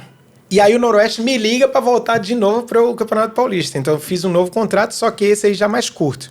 Então, quando eu saí do Noroeste, eu saí pro Criciúma. O Criciúma caiu pra Série C naquele ano. Pronto. O Criciúma ainda assim queria que eu ficasse. Mas eu não queria ficar em Criciúma. Então, resolvi voltar pro Noroeste pra jogar o Paulista. E aí o Noroeste faz o quê? Caiu também. Rapaz, ó, eu falei, meu Deus, acho que o meu pé começou a ficar meio gelado, né, cara? Caí com Criciúma. E agora vim pra cá, caiu de novo.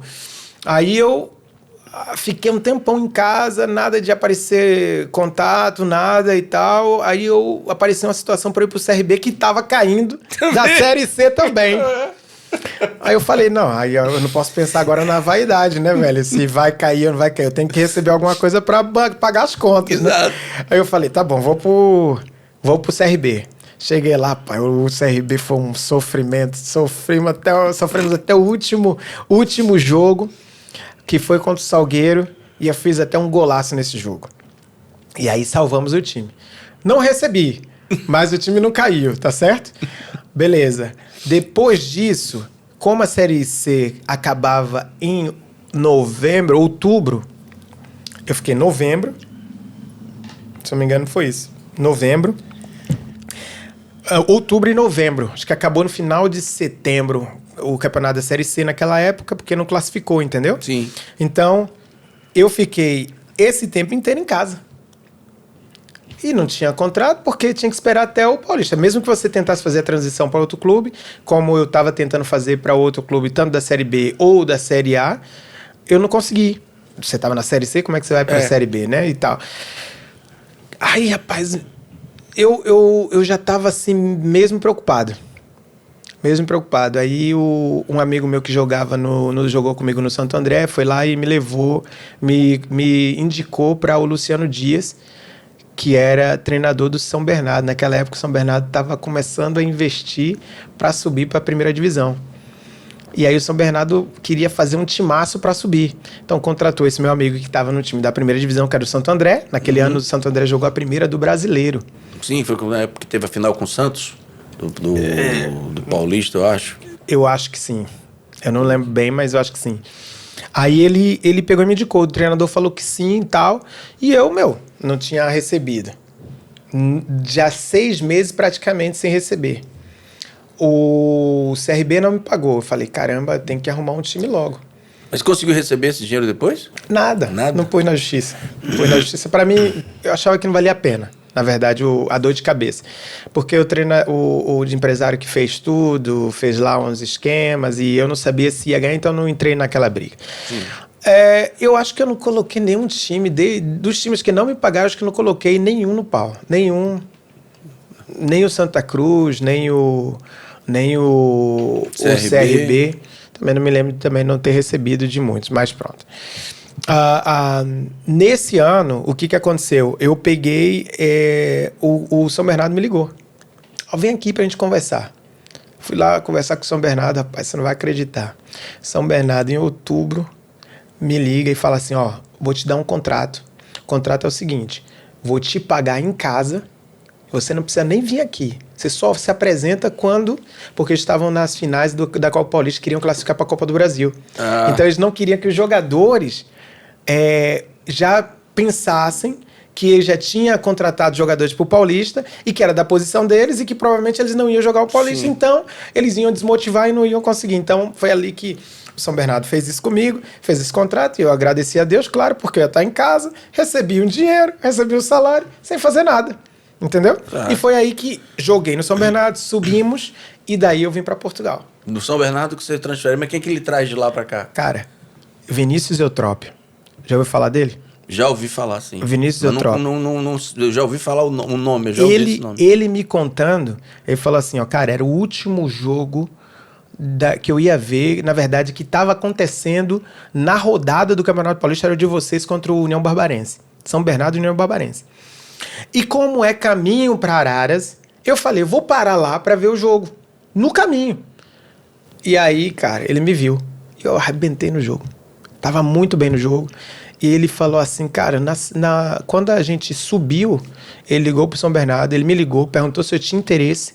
Eu falei, ó, interesse tenho. Não sei se São Bernardo vai liberar, porque o meu maior salário que eu ia receber no futebol ia ser no São Bernardo. Fiz um contrato novo com ele, ainda era até o deputado Luiz Fernando. Sim. Ele me chamou na sala e falou assim, Luciano, vai me custar caro, mas eu vou te falar o que eu penso de você. Você, pra mim, foi o melhor jogador do campeonato do meu time. Eu falei, vai custar caro. Vai custar caro, então. Vai custar caro. E aí ele me ofereceu um contrato assim que eu não havia conseguido ainda na carreira. Uhum. Só que eu tinha um sonho. Eu tinha um sonho de jogar uma Champions League, eu queria jogar Europa, uma UEFA, eu queria jogar numa Europa e tal. Então um dia, Val, eu dobrei meu joelho na minha cama, e eu lembro como hoje. Eu vou pontuar isso porque pra mim é algo que foi um divisor de água na minha vida, tá certo? Eu orei assim, eu falei assim, ó, tô com 29 anos e tenho o sonho de jogar na Europa. Eu sei que se passar daqui, muito provavelmente isso não vai acontecer. Então, se o senhor puder, se eu quiser, essa é a hora. Vinícius, na segunda-feira me liga. Vamos pro Estoril.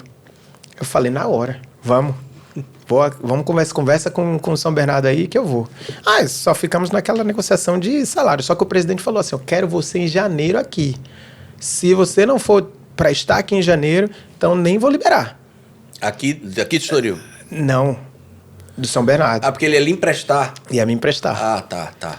Então eles me emprestaram. E o Estoril, na época, era tráfico. Eles estavam trazendo vários jogadores brasileiros, inclusive Lulinha, Clodoaldo, que jogou no Corinthians, isso. Alex Afonso do Palmeiras, Vinícius Reste do Palmeiras, o Jefferson, que jogou aqui no Sporting, sim, do Palmeiras, vários jogadores. Aí tínhamos o Steven, que jogou aqui, se eu não me engano, no Porto, o João Coimbra, que era do Benfica também. Então, tipo assim, o Marco Silva, que tá no Fulham. Sim.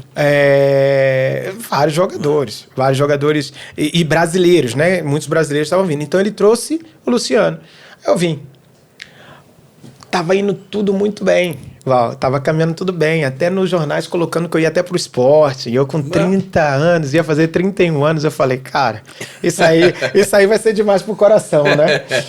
Pra vir os caras falando. Naquela época o diretor era o Coxinha e o treinador era o Paulo Sérgio. E o esporte naquela época não tava bem, né? Eu digo em termos, não é o Sporting que está hoje dessa forma, forte, organizado e tal. Naquela época eles estavam tendo algumas dificuldades, não sei se financeiras, não lembro muito bem a situação. Eu sei que era o Lee Edson que estava ali, o Lee Edson eu conheço que da época do Corinthians também. O Lee Edson estava no Corinthians eu também, cheguei a pegar ele na chegada dele. No Corinthians ele chegou e pronto. Peguei ali um pouco. Então eu vim e eu arrebentando. Aí o diretor que estava aqui, o Mário, falou assim para mim, Luciano, e o Thiago, que era o presidente da Traffic na época, eles conversaram e falaram, cara, ao invés de contratar um jogador, é melhor a gente deixar o Luciano aqui. Para quem vai atrás de um jogador para ele se adaptar aqui, sendo que o Luciano está arrebentando? A gente não pode deixar esse jogador sair. Então eles fizeram o quê? Me fizeram uma oferta de salário, aumentava meu salário, e me dava um contrato de 2 anos para eu ficar no Estoril. Eu falei, muito bom, vou ficar por aqui, né? Só que eu que tinha que convencer o São Bernardo a me deixar aqui.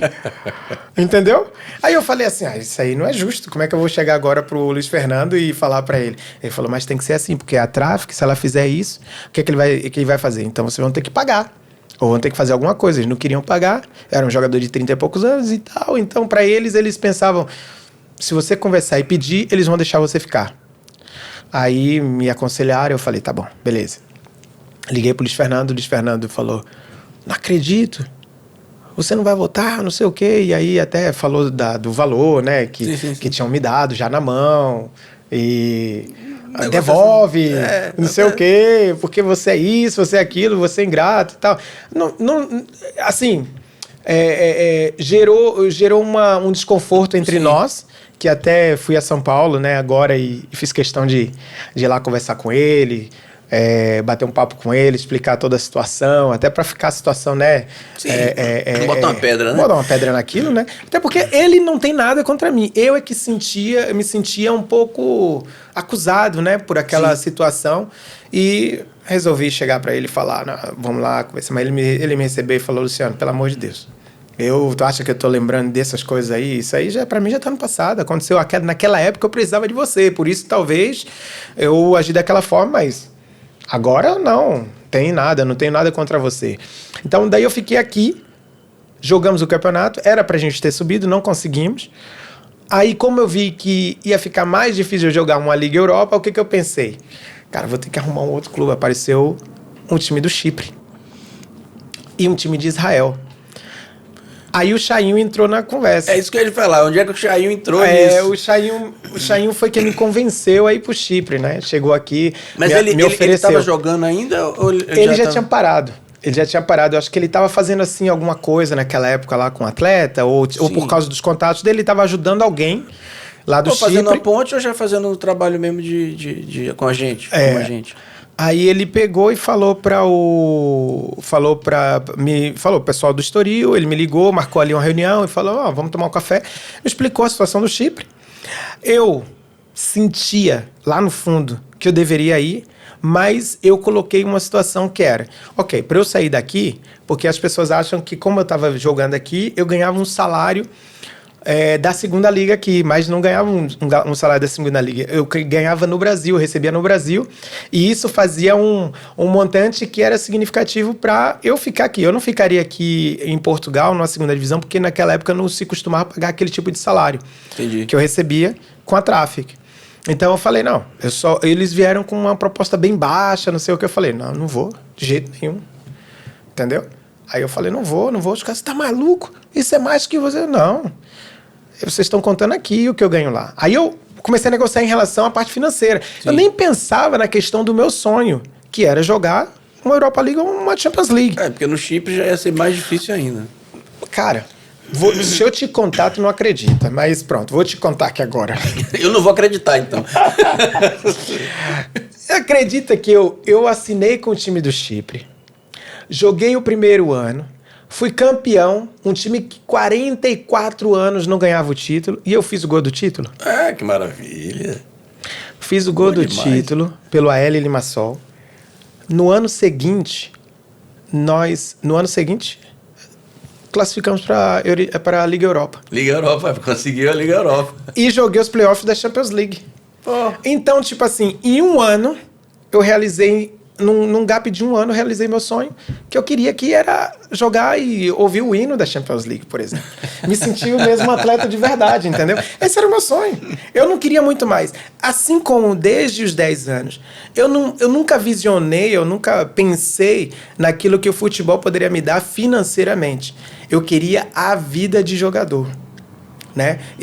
Eu sei que isso talvez não sirva para muitos atletas hoje, ter a vida de um jogador sem desassociar a parte financeira. Mas era o jeito que eles se vestiam, era a chuteira Mizuno. Da época, lembra? Na época era um bongo. Lembra? Exatamente. Eu usava um bongo. Era voltar pra Bahia e jogar pelada com os meus amigos e contar as histórias que eu tinha vivido. De quebra ainda levavam as chuteiras Mizuno pra dar pro pessoal. Exatamente. Então, meus irmãos, quando eu chegava lá, então você virava novidade. Eu via que o pessoal era novidade. Isso tudo era pra dizer o quê? Eu era um cara que queria ter aquela vida, eu queria ter aquela resenha. Aquilo que a gente tá fazendo aqui, contar a história. Olha... Aconteceu isso, aconteceu aquilo, aqui. Entendeu? Passei ali, eu tive essa experiência. Porque, na verdade, é o que fica. O que fica é aquilo que você construiu, né? As amizades que você fez, as oportunidades que você teve. Enfim, estou contando tudo isso aqui sem peso. Foi muito bom. Foi muito bom o tempo que eu vivi. E as palhaçadas que eu vivi. Por exemplo, no Chipre. Eu não falava inglês. certo? Que nem mexerica. Aí Você vai- falava inglês, aí eles eu- é que não entendiam. Eles não entendiam nada. Mesmo. Aí, um dia eu tô jogando com o maior clube do país, Apoel Nicosia. E no time do Apoel tinha vários brasileiros e alguns deles no banco de reserva.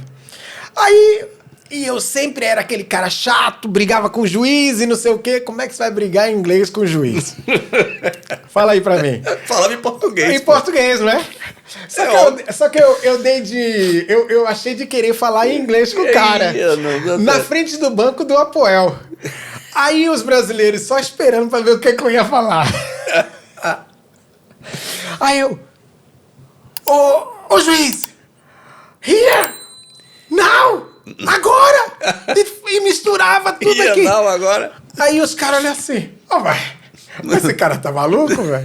Então os caras se acabavam de rir, velho, no jogo. No banco. E eu não entendia por que eles acabavam de...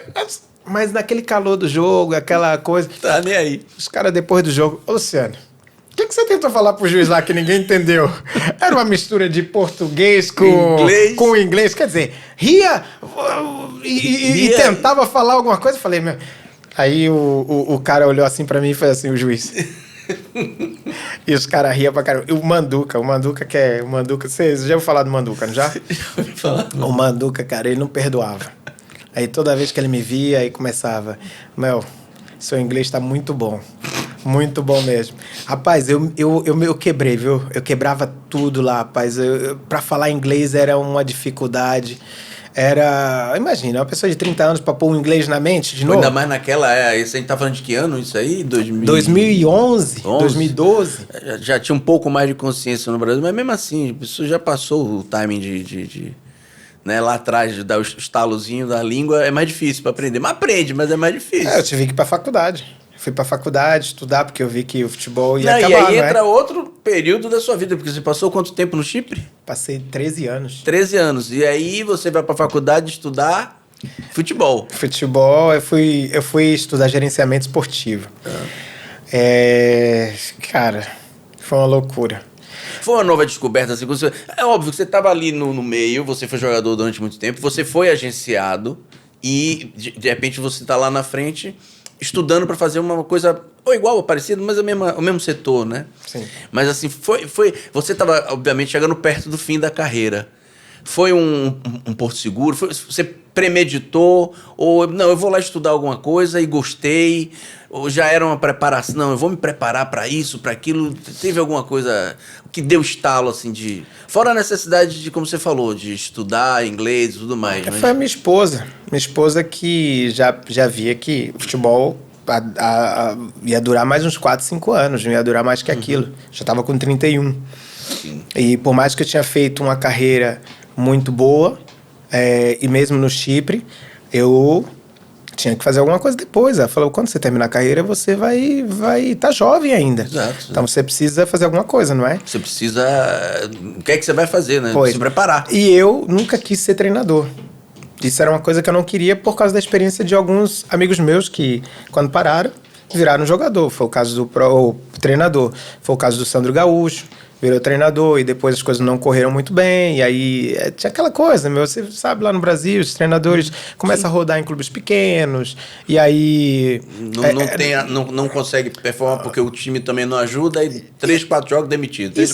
3, 4 jogos demitidos. E aí, se você não cria um nome, vai ficando em casa muito tempo, a frustração e tal, enfim. Eu peguei e falei, sabe, eu vou estudar gerenciamento esportivo porque isso está na área de negócio. De qualquer forma, eu vou aprender coisas sobre o negócio e tentar trabalhar dentro do meio do futebol, mais na área de business, na área de negócios, entendeu? Para não estar ali, né, ou gerenciar um clube de futebol, ou, entendeu, ser um diretor desportivo, uma coisa assim, mas e você acabou sendo diretor esportivo. Que acabei virando lá no Chipre, no clube, no AL, né? Diretor desportivo, diretor técnico, né? E pronto, se eu não tenho a faculdade, muito provavelmente poderia acontecer, mas a faculdade acabou me dando esse know-how, me deu esse conhecimento para poder entender como é que funciona por trás das cortinas, porque o jogador ele assina o contrato e não sabe o que acontece do lado de lá, na questão de orçamento, a questão por que o jogador é escolhido, por que o jogador precisa ter uma filosofia ou se criar uma filosofia dentro do clube, por que aquele time joga daquela forma. Então todas essas coisas que você acaba, como jogador, você só pensa em si. Só quer quer saber de jogar e pronto. Quando você vira um diretor técnico ou um técnico, você tem que pensar tanto na parte tática, como da parte de orçamentária, né? Da orçamental, né? Sim. Que é aquela questão de eu quero um jogador, mas será que eu posso? Exato. Será que a gestão é diferente no Brasil, que nem todo clube o técnico participa da gestão. Exato. Aqui todos participam, né? E no Chipre, principalmente, porque o treinador normalmente é quem escolhe os jogadores e ele, às vezes, negocia o contrato com o jogador, juntamente com o diretor técnico, entendeu? Então, eles sabem mais ou menos qual é o orçamento, eles escolhem o jogador de acordo com aquilo que eles têm na mão, né? E torcer para que esse jogador performe. Agora, como é que você escolhe o jogador que vai ganhar mais, o jogador que vai ganhar menos, entendeu? Então, um atacante vai ter que ganhar mais, porque esse tem que fazer gol. O goleiro, por que vai ganhar menos? Ele tem que ganhar um pouquinho também, porque é o cara que vai salvar o time, vai estar ali. Então, esse balanço do futebol que a gente acaba aprendendo e que eu não tinha a mínima noção. Meu negócio era só querer jogar bola. Então, quando eu fui para a faculdade, aí eu tinha que ralar para aprender o inglês, porque eu não sabia ainda. Tinha que ralar para voltar a 20 e tantos anos atrás, porque eu tinha fechado a escola, não, 20 anos, 10 anos atrás, 10, 12 anos atrás, tinha fechado a escola com 20 anos. Então, voltar com a matemática, com tudo aquilo, os cálculos e as coisas que tinha, não vou lembrar. Recomeço Exato. total. E aí, graças a Deus, que o meu know-how no país, aquilo que eu conquistei através do futebol, me levou ao quê? A esses benefícios, né? Das pessoas me ajudarem. Os professores me ajudaram. Eles buscaram entender a minha situação de atleta, estudante, né? A federação, o sindicato dos atletas do Chipre me ajudaram para que eu pudesse, usar a minha imagem como exemplo para aqueles que estavam porque jogando. Realmente um puto exemplo de preparação, de superação, recomeço, readaptação.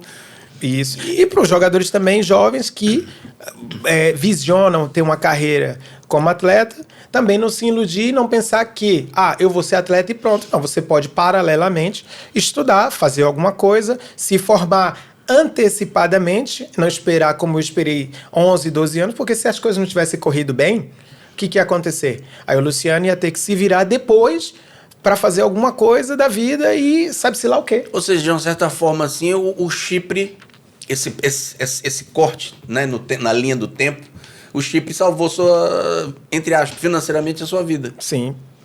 Porque você não tinha feito grande fortuna, nem de grande ganho até aquele momento. Você conseguiu chegar, se estabilizar, mudar de emprego, digamos assim, né? Saiu de futebol para negócio.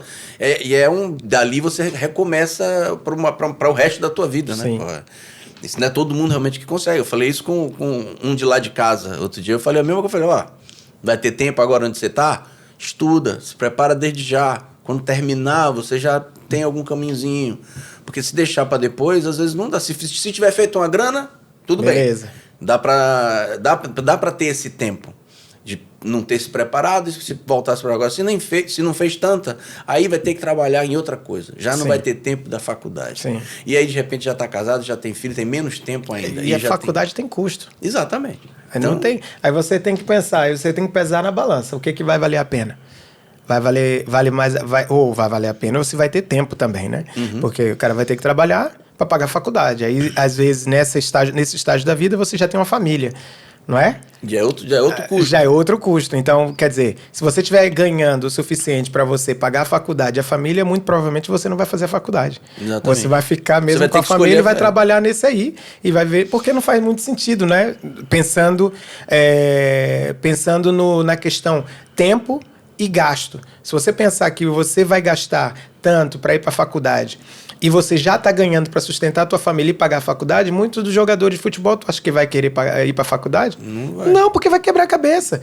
Alguns ou poucos deles, é claro que o futebol tem mudado nos últimos anos, muitos atletas têm se conscientizado de que o futebol ele tem um limite, e aí entra a educação tanto econômica, né, financeira, tem a educação mesmo para uma questão futebol, que é uma carreira, criar uma carreira pós-futebol, que é o que muitos jogadores fazem hoje também, que é ir para uma academia, tanto para se atualizar na parte de gerenciamento esportivo ou para ser um treinador, mas buscam alguma coisa para enriquecer e ganhar aí espaço em algum outro mercado, como hoje está na moda mesmo, o executivo do futebol. Né? No Brasil você vê que todos os times hoje têm um executivo e que se ganha muito bem, né? Os bons, Sim, os bons se ganham bem. Na verdade, hoje, se você for ver, um scout no Brasil ganha muito bem. Muito, muito bem. O scout do Palmeiras ganha muito bem. Estamos falando em 30 mil reais. 30 mil reais é salário de médico, pelo menos. Sim, não, ainda é. Não é? É um Por salário mais que o custo de vida tenha subido muito lá, a inflação, essas histórias, mas ainda é um grande salário. É um grande salário. Você vive no Brasil, acredito que tranquilamente, com 30 mil reais. Correto? Com certeza. Então, aconteceu que o futebol dentro do negócio acabou favorecendo, e com todas essas histórias dos atletas que param e depois perdem tudo, eles terem a necessidade de, paralelamente, já começar a trilhar um futuro para eles. Né? Você teve uma sorte também nisso aí. Sorte não, porque foi uma coisa normal do desenvolvimento da humanidade, da profissão que seja. Que foi quando você estava ali para parar, o jogador já estava ganhando muito mais dinheiro. Sim. O business já tinha aumentado muito mais. Provavelmente, se você olhasse lá para trás, para quando, não digo quando você começou, mas um pouco mais para frente que seja, não tinha, como você falou, não tinha essa coisa de executivo de futebol. Não existiam alguns cargos, não existia scouting. Os caras dos anos 80 não ganharam dinheiro com bola. Ganharam alguns, mas muito pouco, e mesmo assim os que conseguiram vir para a Europa, fazer um pezinho de meia. Mas jogador de futebol era uma profissão fadada ao fracasso financeiro. Pois, era nem os pais, né, não queriam. Dos jogadores não queriam que eles jogassem futebol, achavam que o futebol estava relacionado à vagabundagem, né? Bebedeira, festa, não sei o quê. E nessa época sua aí já estava muito mais próximo. Apesar de a gente estar falando aqui do Brasil, mas aqui na Europa também mudou a visão do business futebol, né? Já mudou. E para você isso foi bom, porque foi... o que eu quero dizer é o seguinte, se você tivesse 10 anos atrás, talvez você não escolhesse business, e talvez fizesse educação física. Pois. É o que tende a acontecer, ou vira treinador, ou vira preparador físico. Eu dei muita sorte. Eu costumo dizer, na verdade, sorte não. Eu costumo dizer que aquilo que eu construí desde os meus 10 anos, que foi como nós abrimos aqui, que eu sempre tive um relacionamento muito, muito próximo com Deus, tá certo? Então, eu me sentia sempre guiado e impulsionado a tomar certas atitudes que normalmente um atleta ou um jovem não costuma tomar ou trilhar.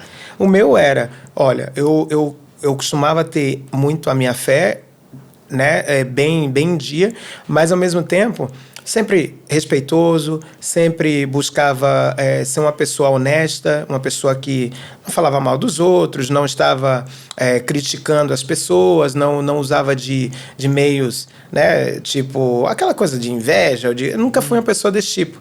É tanto que quando as pessoas... Eu lembro que no Matsubara, voltando lá atrás novamente, no Matsubara algumas pessoas falavam assim, você não passou aqui, volta para Bahia, faz um gato e depois você volta com outra idade. Entendeu? Que aí você passa. Aí eu falei, de jeito nenhum. Se eu não vencer com essa idade, eu vou estudar. Não tem, e tá tudo bem. Volto para casa do meu pai, vou estudar e vou ter uma outra vida. Agora, eu falei isso porque eu não queria ou estava ok não jogar. Provavelmente o futebol ia me frustrar nessa situação. Eu ia ficar frustrado, chateado, porque eu não consegui. Mas, ao mesmo tempo, eu sabia que não era o fim do mundo. Sim. Assim como não é o fim do mundo para nenhum jogador que está acabando a carreira. Ele tem que pensar, claro, se pensar dessa forma melhor, que é o que eu falo para os meus filhos, eu falo, cara, já começa a pensar naquilo que você pode fazer. Entendeu? Ó, se tem uma faculdade, tem oportunidade, faz uma faculdade. Não vai te custar nada a não ser o seu esforço de estudar e de pensar que no futuro isso vai facilitar a tua vida. Assim como você guardar um pouquinho, assim como você pensar que amanhã as coisas podem não correr tão bem e você tem que estar preparado para aquilo. Assim como você sabe que o futebol ele tem um espaço que as pessoas acham que é grande, né? O jogador, durante o tempo que ele está jogando, ele acha que aquele espaço é muito grande, mas é um espaço muito curto, que chega rápido. Não, e se você pensar por outra ótica, o cara que joga bola e consegue virar profissional e ganhar algum dinheiro com isso, ele ainda tem uma vantagem enorme em cima de muitos jovens, porque o menino com 17 anos tem que escolher o que vai fazer da vida. Sim. E aí, se ele escolheu errado, fazer outra faculdade, aí daqui a pouco, quando ele vê, já ficou mais velho para começar a trabalhar, já entra a mesma história, família, não sei o que, casou. E o jogador não, o jogador tá trabalhando, tá ganhando o dinheiro dele, tem 10 anos para escolher a carreira que vai fazer. E tempo. E tempo. Isso. Porque ele treina, por exemplo, aqui em Portugal, lá no Chipre, ele treinava uma vez por dia. E tinha que ser à noite porque era muito quente. Então dia todo livre. Dia todo livre. Só treina de manhã no inverno. Então, para eu ir para a faculdade, o que eu fazia? No verão era de manhã e no inverno era à noite. Escolhia sempre tarde e noite. Então, dava para fazer. É tanto que se criou um movimento no Chipre.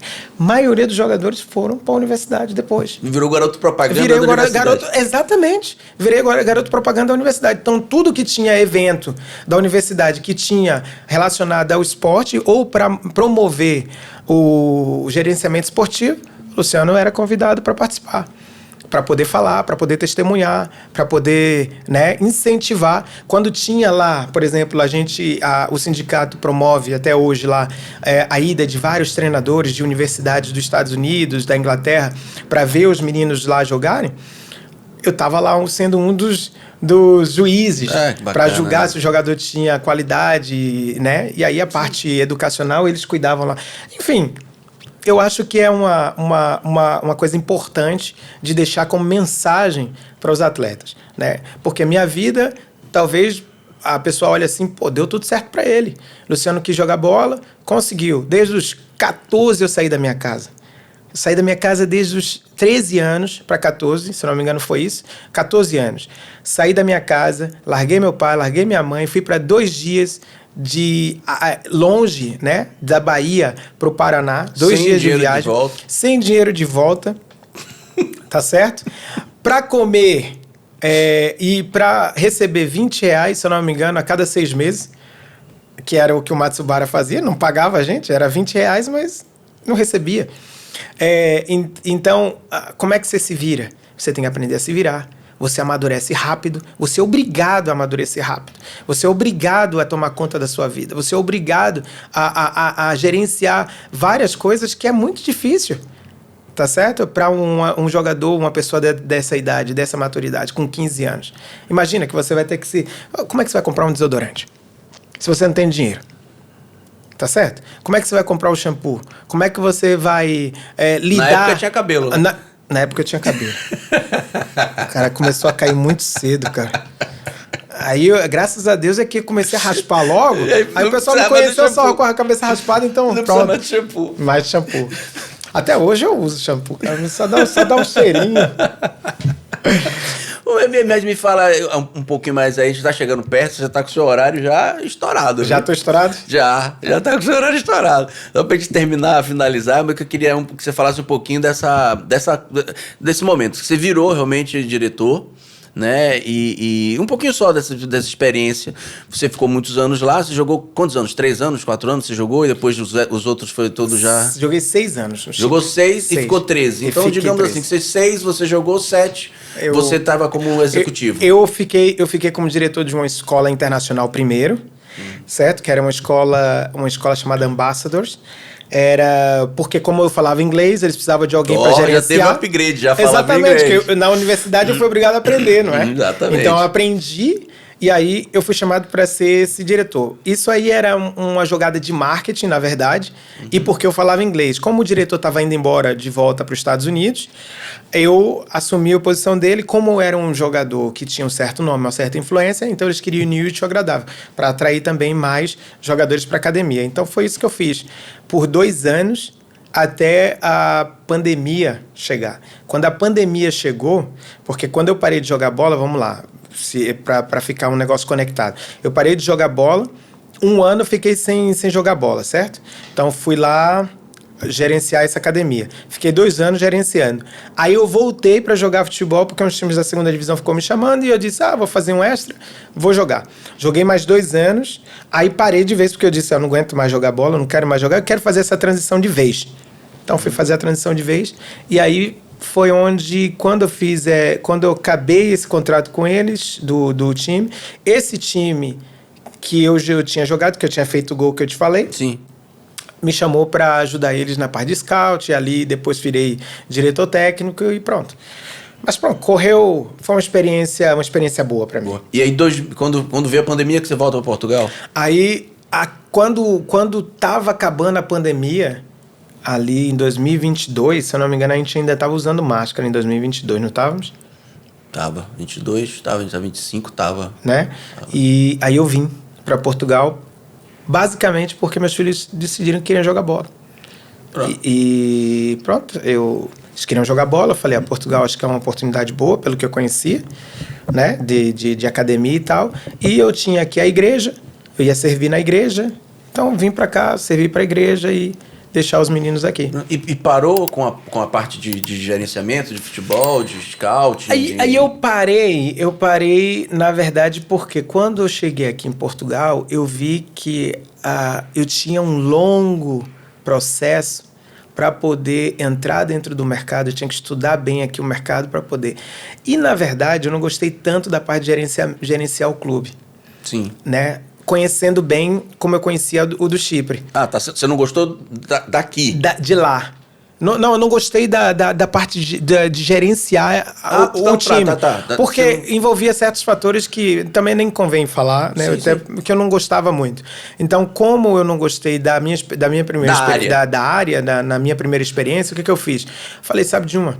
Eu vou tocar a minha agência, que eu já tinha uma agência no Brasil de atletas. Sim. E aqui também comecei a mexer com imóveis, de compra e venda de imóveis e tal. E aí eu peguei e falei, vou ficar aqui assim, dessa forma, devagarzinho, vou ver o que eu vou fazer. E as coisas foram caminhando bem, pronto. E continua com a agência fazendo no Brasil? Fazendo a mesma coisa. Continua com a agência no Brasil? Esse ano foi muito bom. A gente fez aí algumas transferências para a Arábia, para Kuwait, para o Iraque. Temos um jogador ali na Coreia também, que, fé em Deus, a gente vai vender ele agora também. Bom. E agora, essa parte de gerenciamento de atletas aqui em Portugal, você não ficou? Ficou lá só no Brasil? Eu tenho a agência no Brasil com o meu sócio, que é o Fábio. E ele gerencia essa parte lá. Eu faço mais uma conexão internacional, né, dos atletas. Sim. Vou aqui, abro algumas portas, converso com algumas pessoas que eu conheço ou que fiz aí no futebol. Acho que mês passado eu estive lá na Inglaterra para encontrar com o Marco Silva, com o Gonçalo, que são pessoas que eu tenho, com o William, que estava lá, que agora está no Grêmio também. William. Bacana. Que também é uma pessoa que me ajudou bastante aqui. Enfim. O William te ajudou aqui em Portugal? Lá na Inglaterra. Foi uma pessoa que abriu a porta para mim, lá no Fulham, para poder entrar lá, conversar com o pessoal. Conhecer a estrutura. O mecanismo, como eles fazem todo o processo deles, entendeu?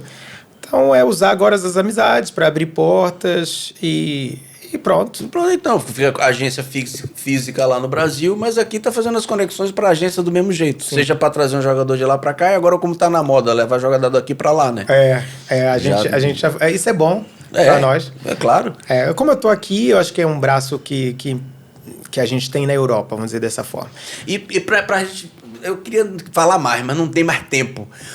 Como é que tá sendo para dar conselho para os filhos? Ouvem o pai, ex-jogador e a gente, ou é como todo adolescente, não sabe nada, você tá ultrapassado, pô, tá por fora. É isso aí. Né?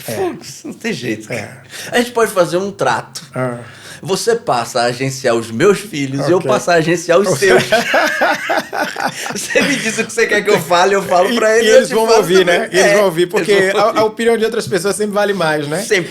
Não, o meu mais velho, eu acho que escutava até mais do que o meu mais novo. O meu mais novo já é um pouco mais, tem uma personalidade um pouco mais forte, né, do que o mais velho. O mais velho até porque ele cresceu comigo e vendo eu jogar e estava ali no campo. Tava sempre... Ele acredita mais que o pai jogava bola e sabia o que estava fazendo. Os outros não Mas viram, os dois acham que são melhores. Que são melhores. É isso que eu tô falando. Os dois que não viram, papai jogou, mas não foi tanto assim. Exatamente, exatamente. Então aí, eles falam isso sempre. E em homenagem ao Rodrigo, que não pôde vir hoje, né? O menino olha pra tua cara e fala, você chupou laranja com quem, cara? É um ditado que a gente essa usa. é velha, cara. Essa é velha pra caramba. Essa é velha, mas usava-se muito. Usava-se pra Porque chupar antes laranja no com quem? vestiário o que é que tinha? Laranja. Era água e laranja. Exatamente. Não tinha nada. Exato. Eu peguei essa época aí. Pois. Ah, você não chupou laranja com ninguém? Exatamente. Você quer falar o quê? Mas, pô, bicho, eu não sei se faltou coisa pra gente falar, mas você tá com o seu horário estourado, a gente vai ter que encerrar por aqui. Foi Cara, muito bacana. foram 4 horas. 2 horas off e 2 horas aqui, né? E 4 horas off. Muito bacana, muito bacana. Quem sabe a gente faz uma segunda rodada, de repente, quando vier aí o Nilson, quando vier alguém, Boa. o Jardel que você falou, Boa. de repente, quem sabe, vem junto. Não sei, a gente faz o bem bolado, mas a gente vai se bater ainda muito Não, por aí. eu quero agradecer a você, Carol. Pelo convite, por abrir esse que isso, espaço um prazer, aqui. cara. Como fala o pessoal do Inteligência Artificial, tem gente aí com uma história muito mais interessante do que a minha, mas você abriu aqui a porta pra gente poder conversar e bater esse papo.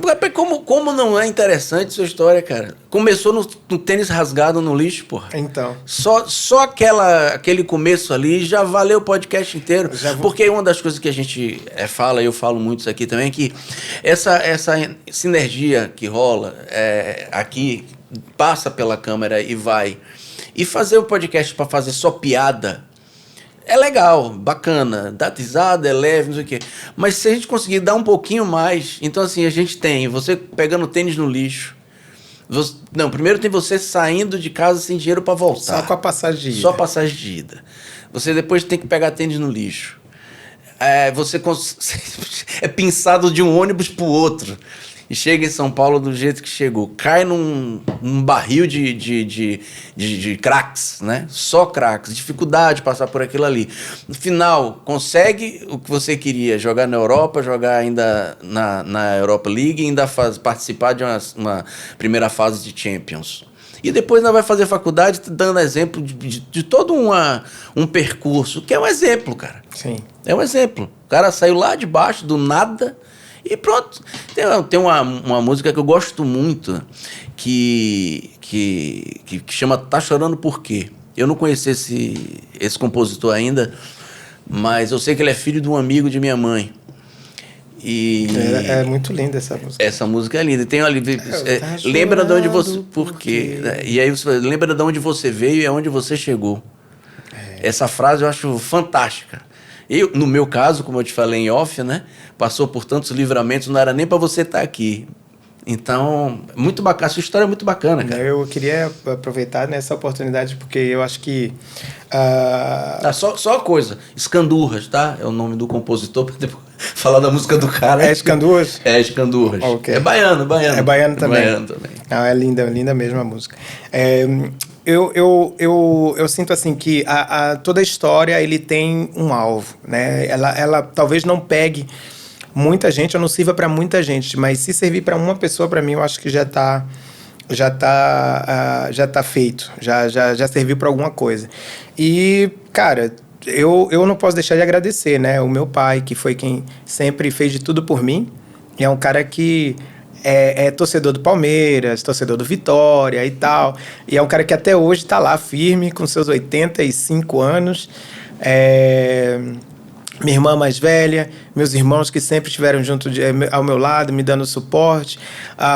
Eu não posso deixar de agradecer por tudo. Eu acho que eu nunca fiz isso em público, vou fazer aqui no seu podcast, porque eu acho que aqui é a primeira de quando, né, a entrevista, a primeira participação de outras que vão haver, né, como você Sim. acabou de dizer, mas acima de tudo, porque eu vim aqui nesse estágio, eu sei que vocês vão chegar num estágio muito mais alto e eu vou ter o privilégio e a oportunidade de dizer, eu fui lá. Eu faço parte da história. Eu faço parte daquela história. Eu chupei laranja com os caras, velho. Eu sentei na sala lá com o Val. Ó, conversei com a Carol e o Val lá. Então, só que o nosso amigo não pôde chupar laranja com a gente hoje. Vai ficar cheio de ciúme. Vai ficar cheio de ciúme, cara. Mas, pô, tadinho. É isso mesmo, vamos lá. Foi muito bom. Vai ter outras. Bicho, porra, obrigado, velho. Obrigado mesmo. Brigadão mesmo, Obrigado. porra, legal, muito legal, muito legal. E é isso, galera, a gente fica por aqui. O Luciano Bebê tem que pegar uma madeira agora. Tá com compromisso estourado já. Aí eu tô sendo bulinado de novo, Carol. E logo a gente vai ter, se Deus quiser, mais uma pessoa bacana para conversar com a gente, deixando leveza, né, risadas, brincadeiras, mas com algum conteúdo que fique alguma coisa para vocês, né, para passar até, quem sabe, os filhos de que estão jogando bola, então exemplos de pai que tem filho que joga bola e fica alguma coisa. Então, pô, curte, compartilha, comenta, é muito importante pra gente. E eu queria... Estamos no final, mas eu vou falar. Nós conseguimos os 2 primeiros patrocinadores. Ei! Vou comemorar, né? Juntos. Exato. Depois a gente vai falar mais sobre isso e outros cortes, mas estamos começando o nosso caminho de levantar voo, graças a atletas como o Luciano Bebê, que veio aqui falar com a gente, deu credibilidade pra gente, como ele tá dizendo, vocês vão chegar ainda muito mais alto e eu vou dizer que chupei laranja lá com vocês. Então curte, compartilha, comenta e marcas, por favor, estamos precisando de patrocínio. É isso. Valeu, gente. Obrigado. Até a próxima. Vamos patrocinar. E, ó, Esté, beijão pra ti, amor. Te amo também. Senão, apanha em casa. Exatamente. Ô, demais.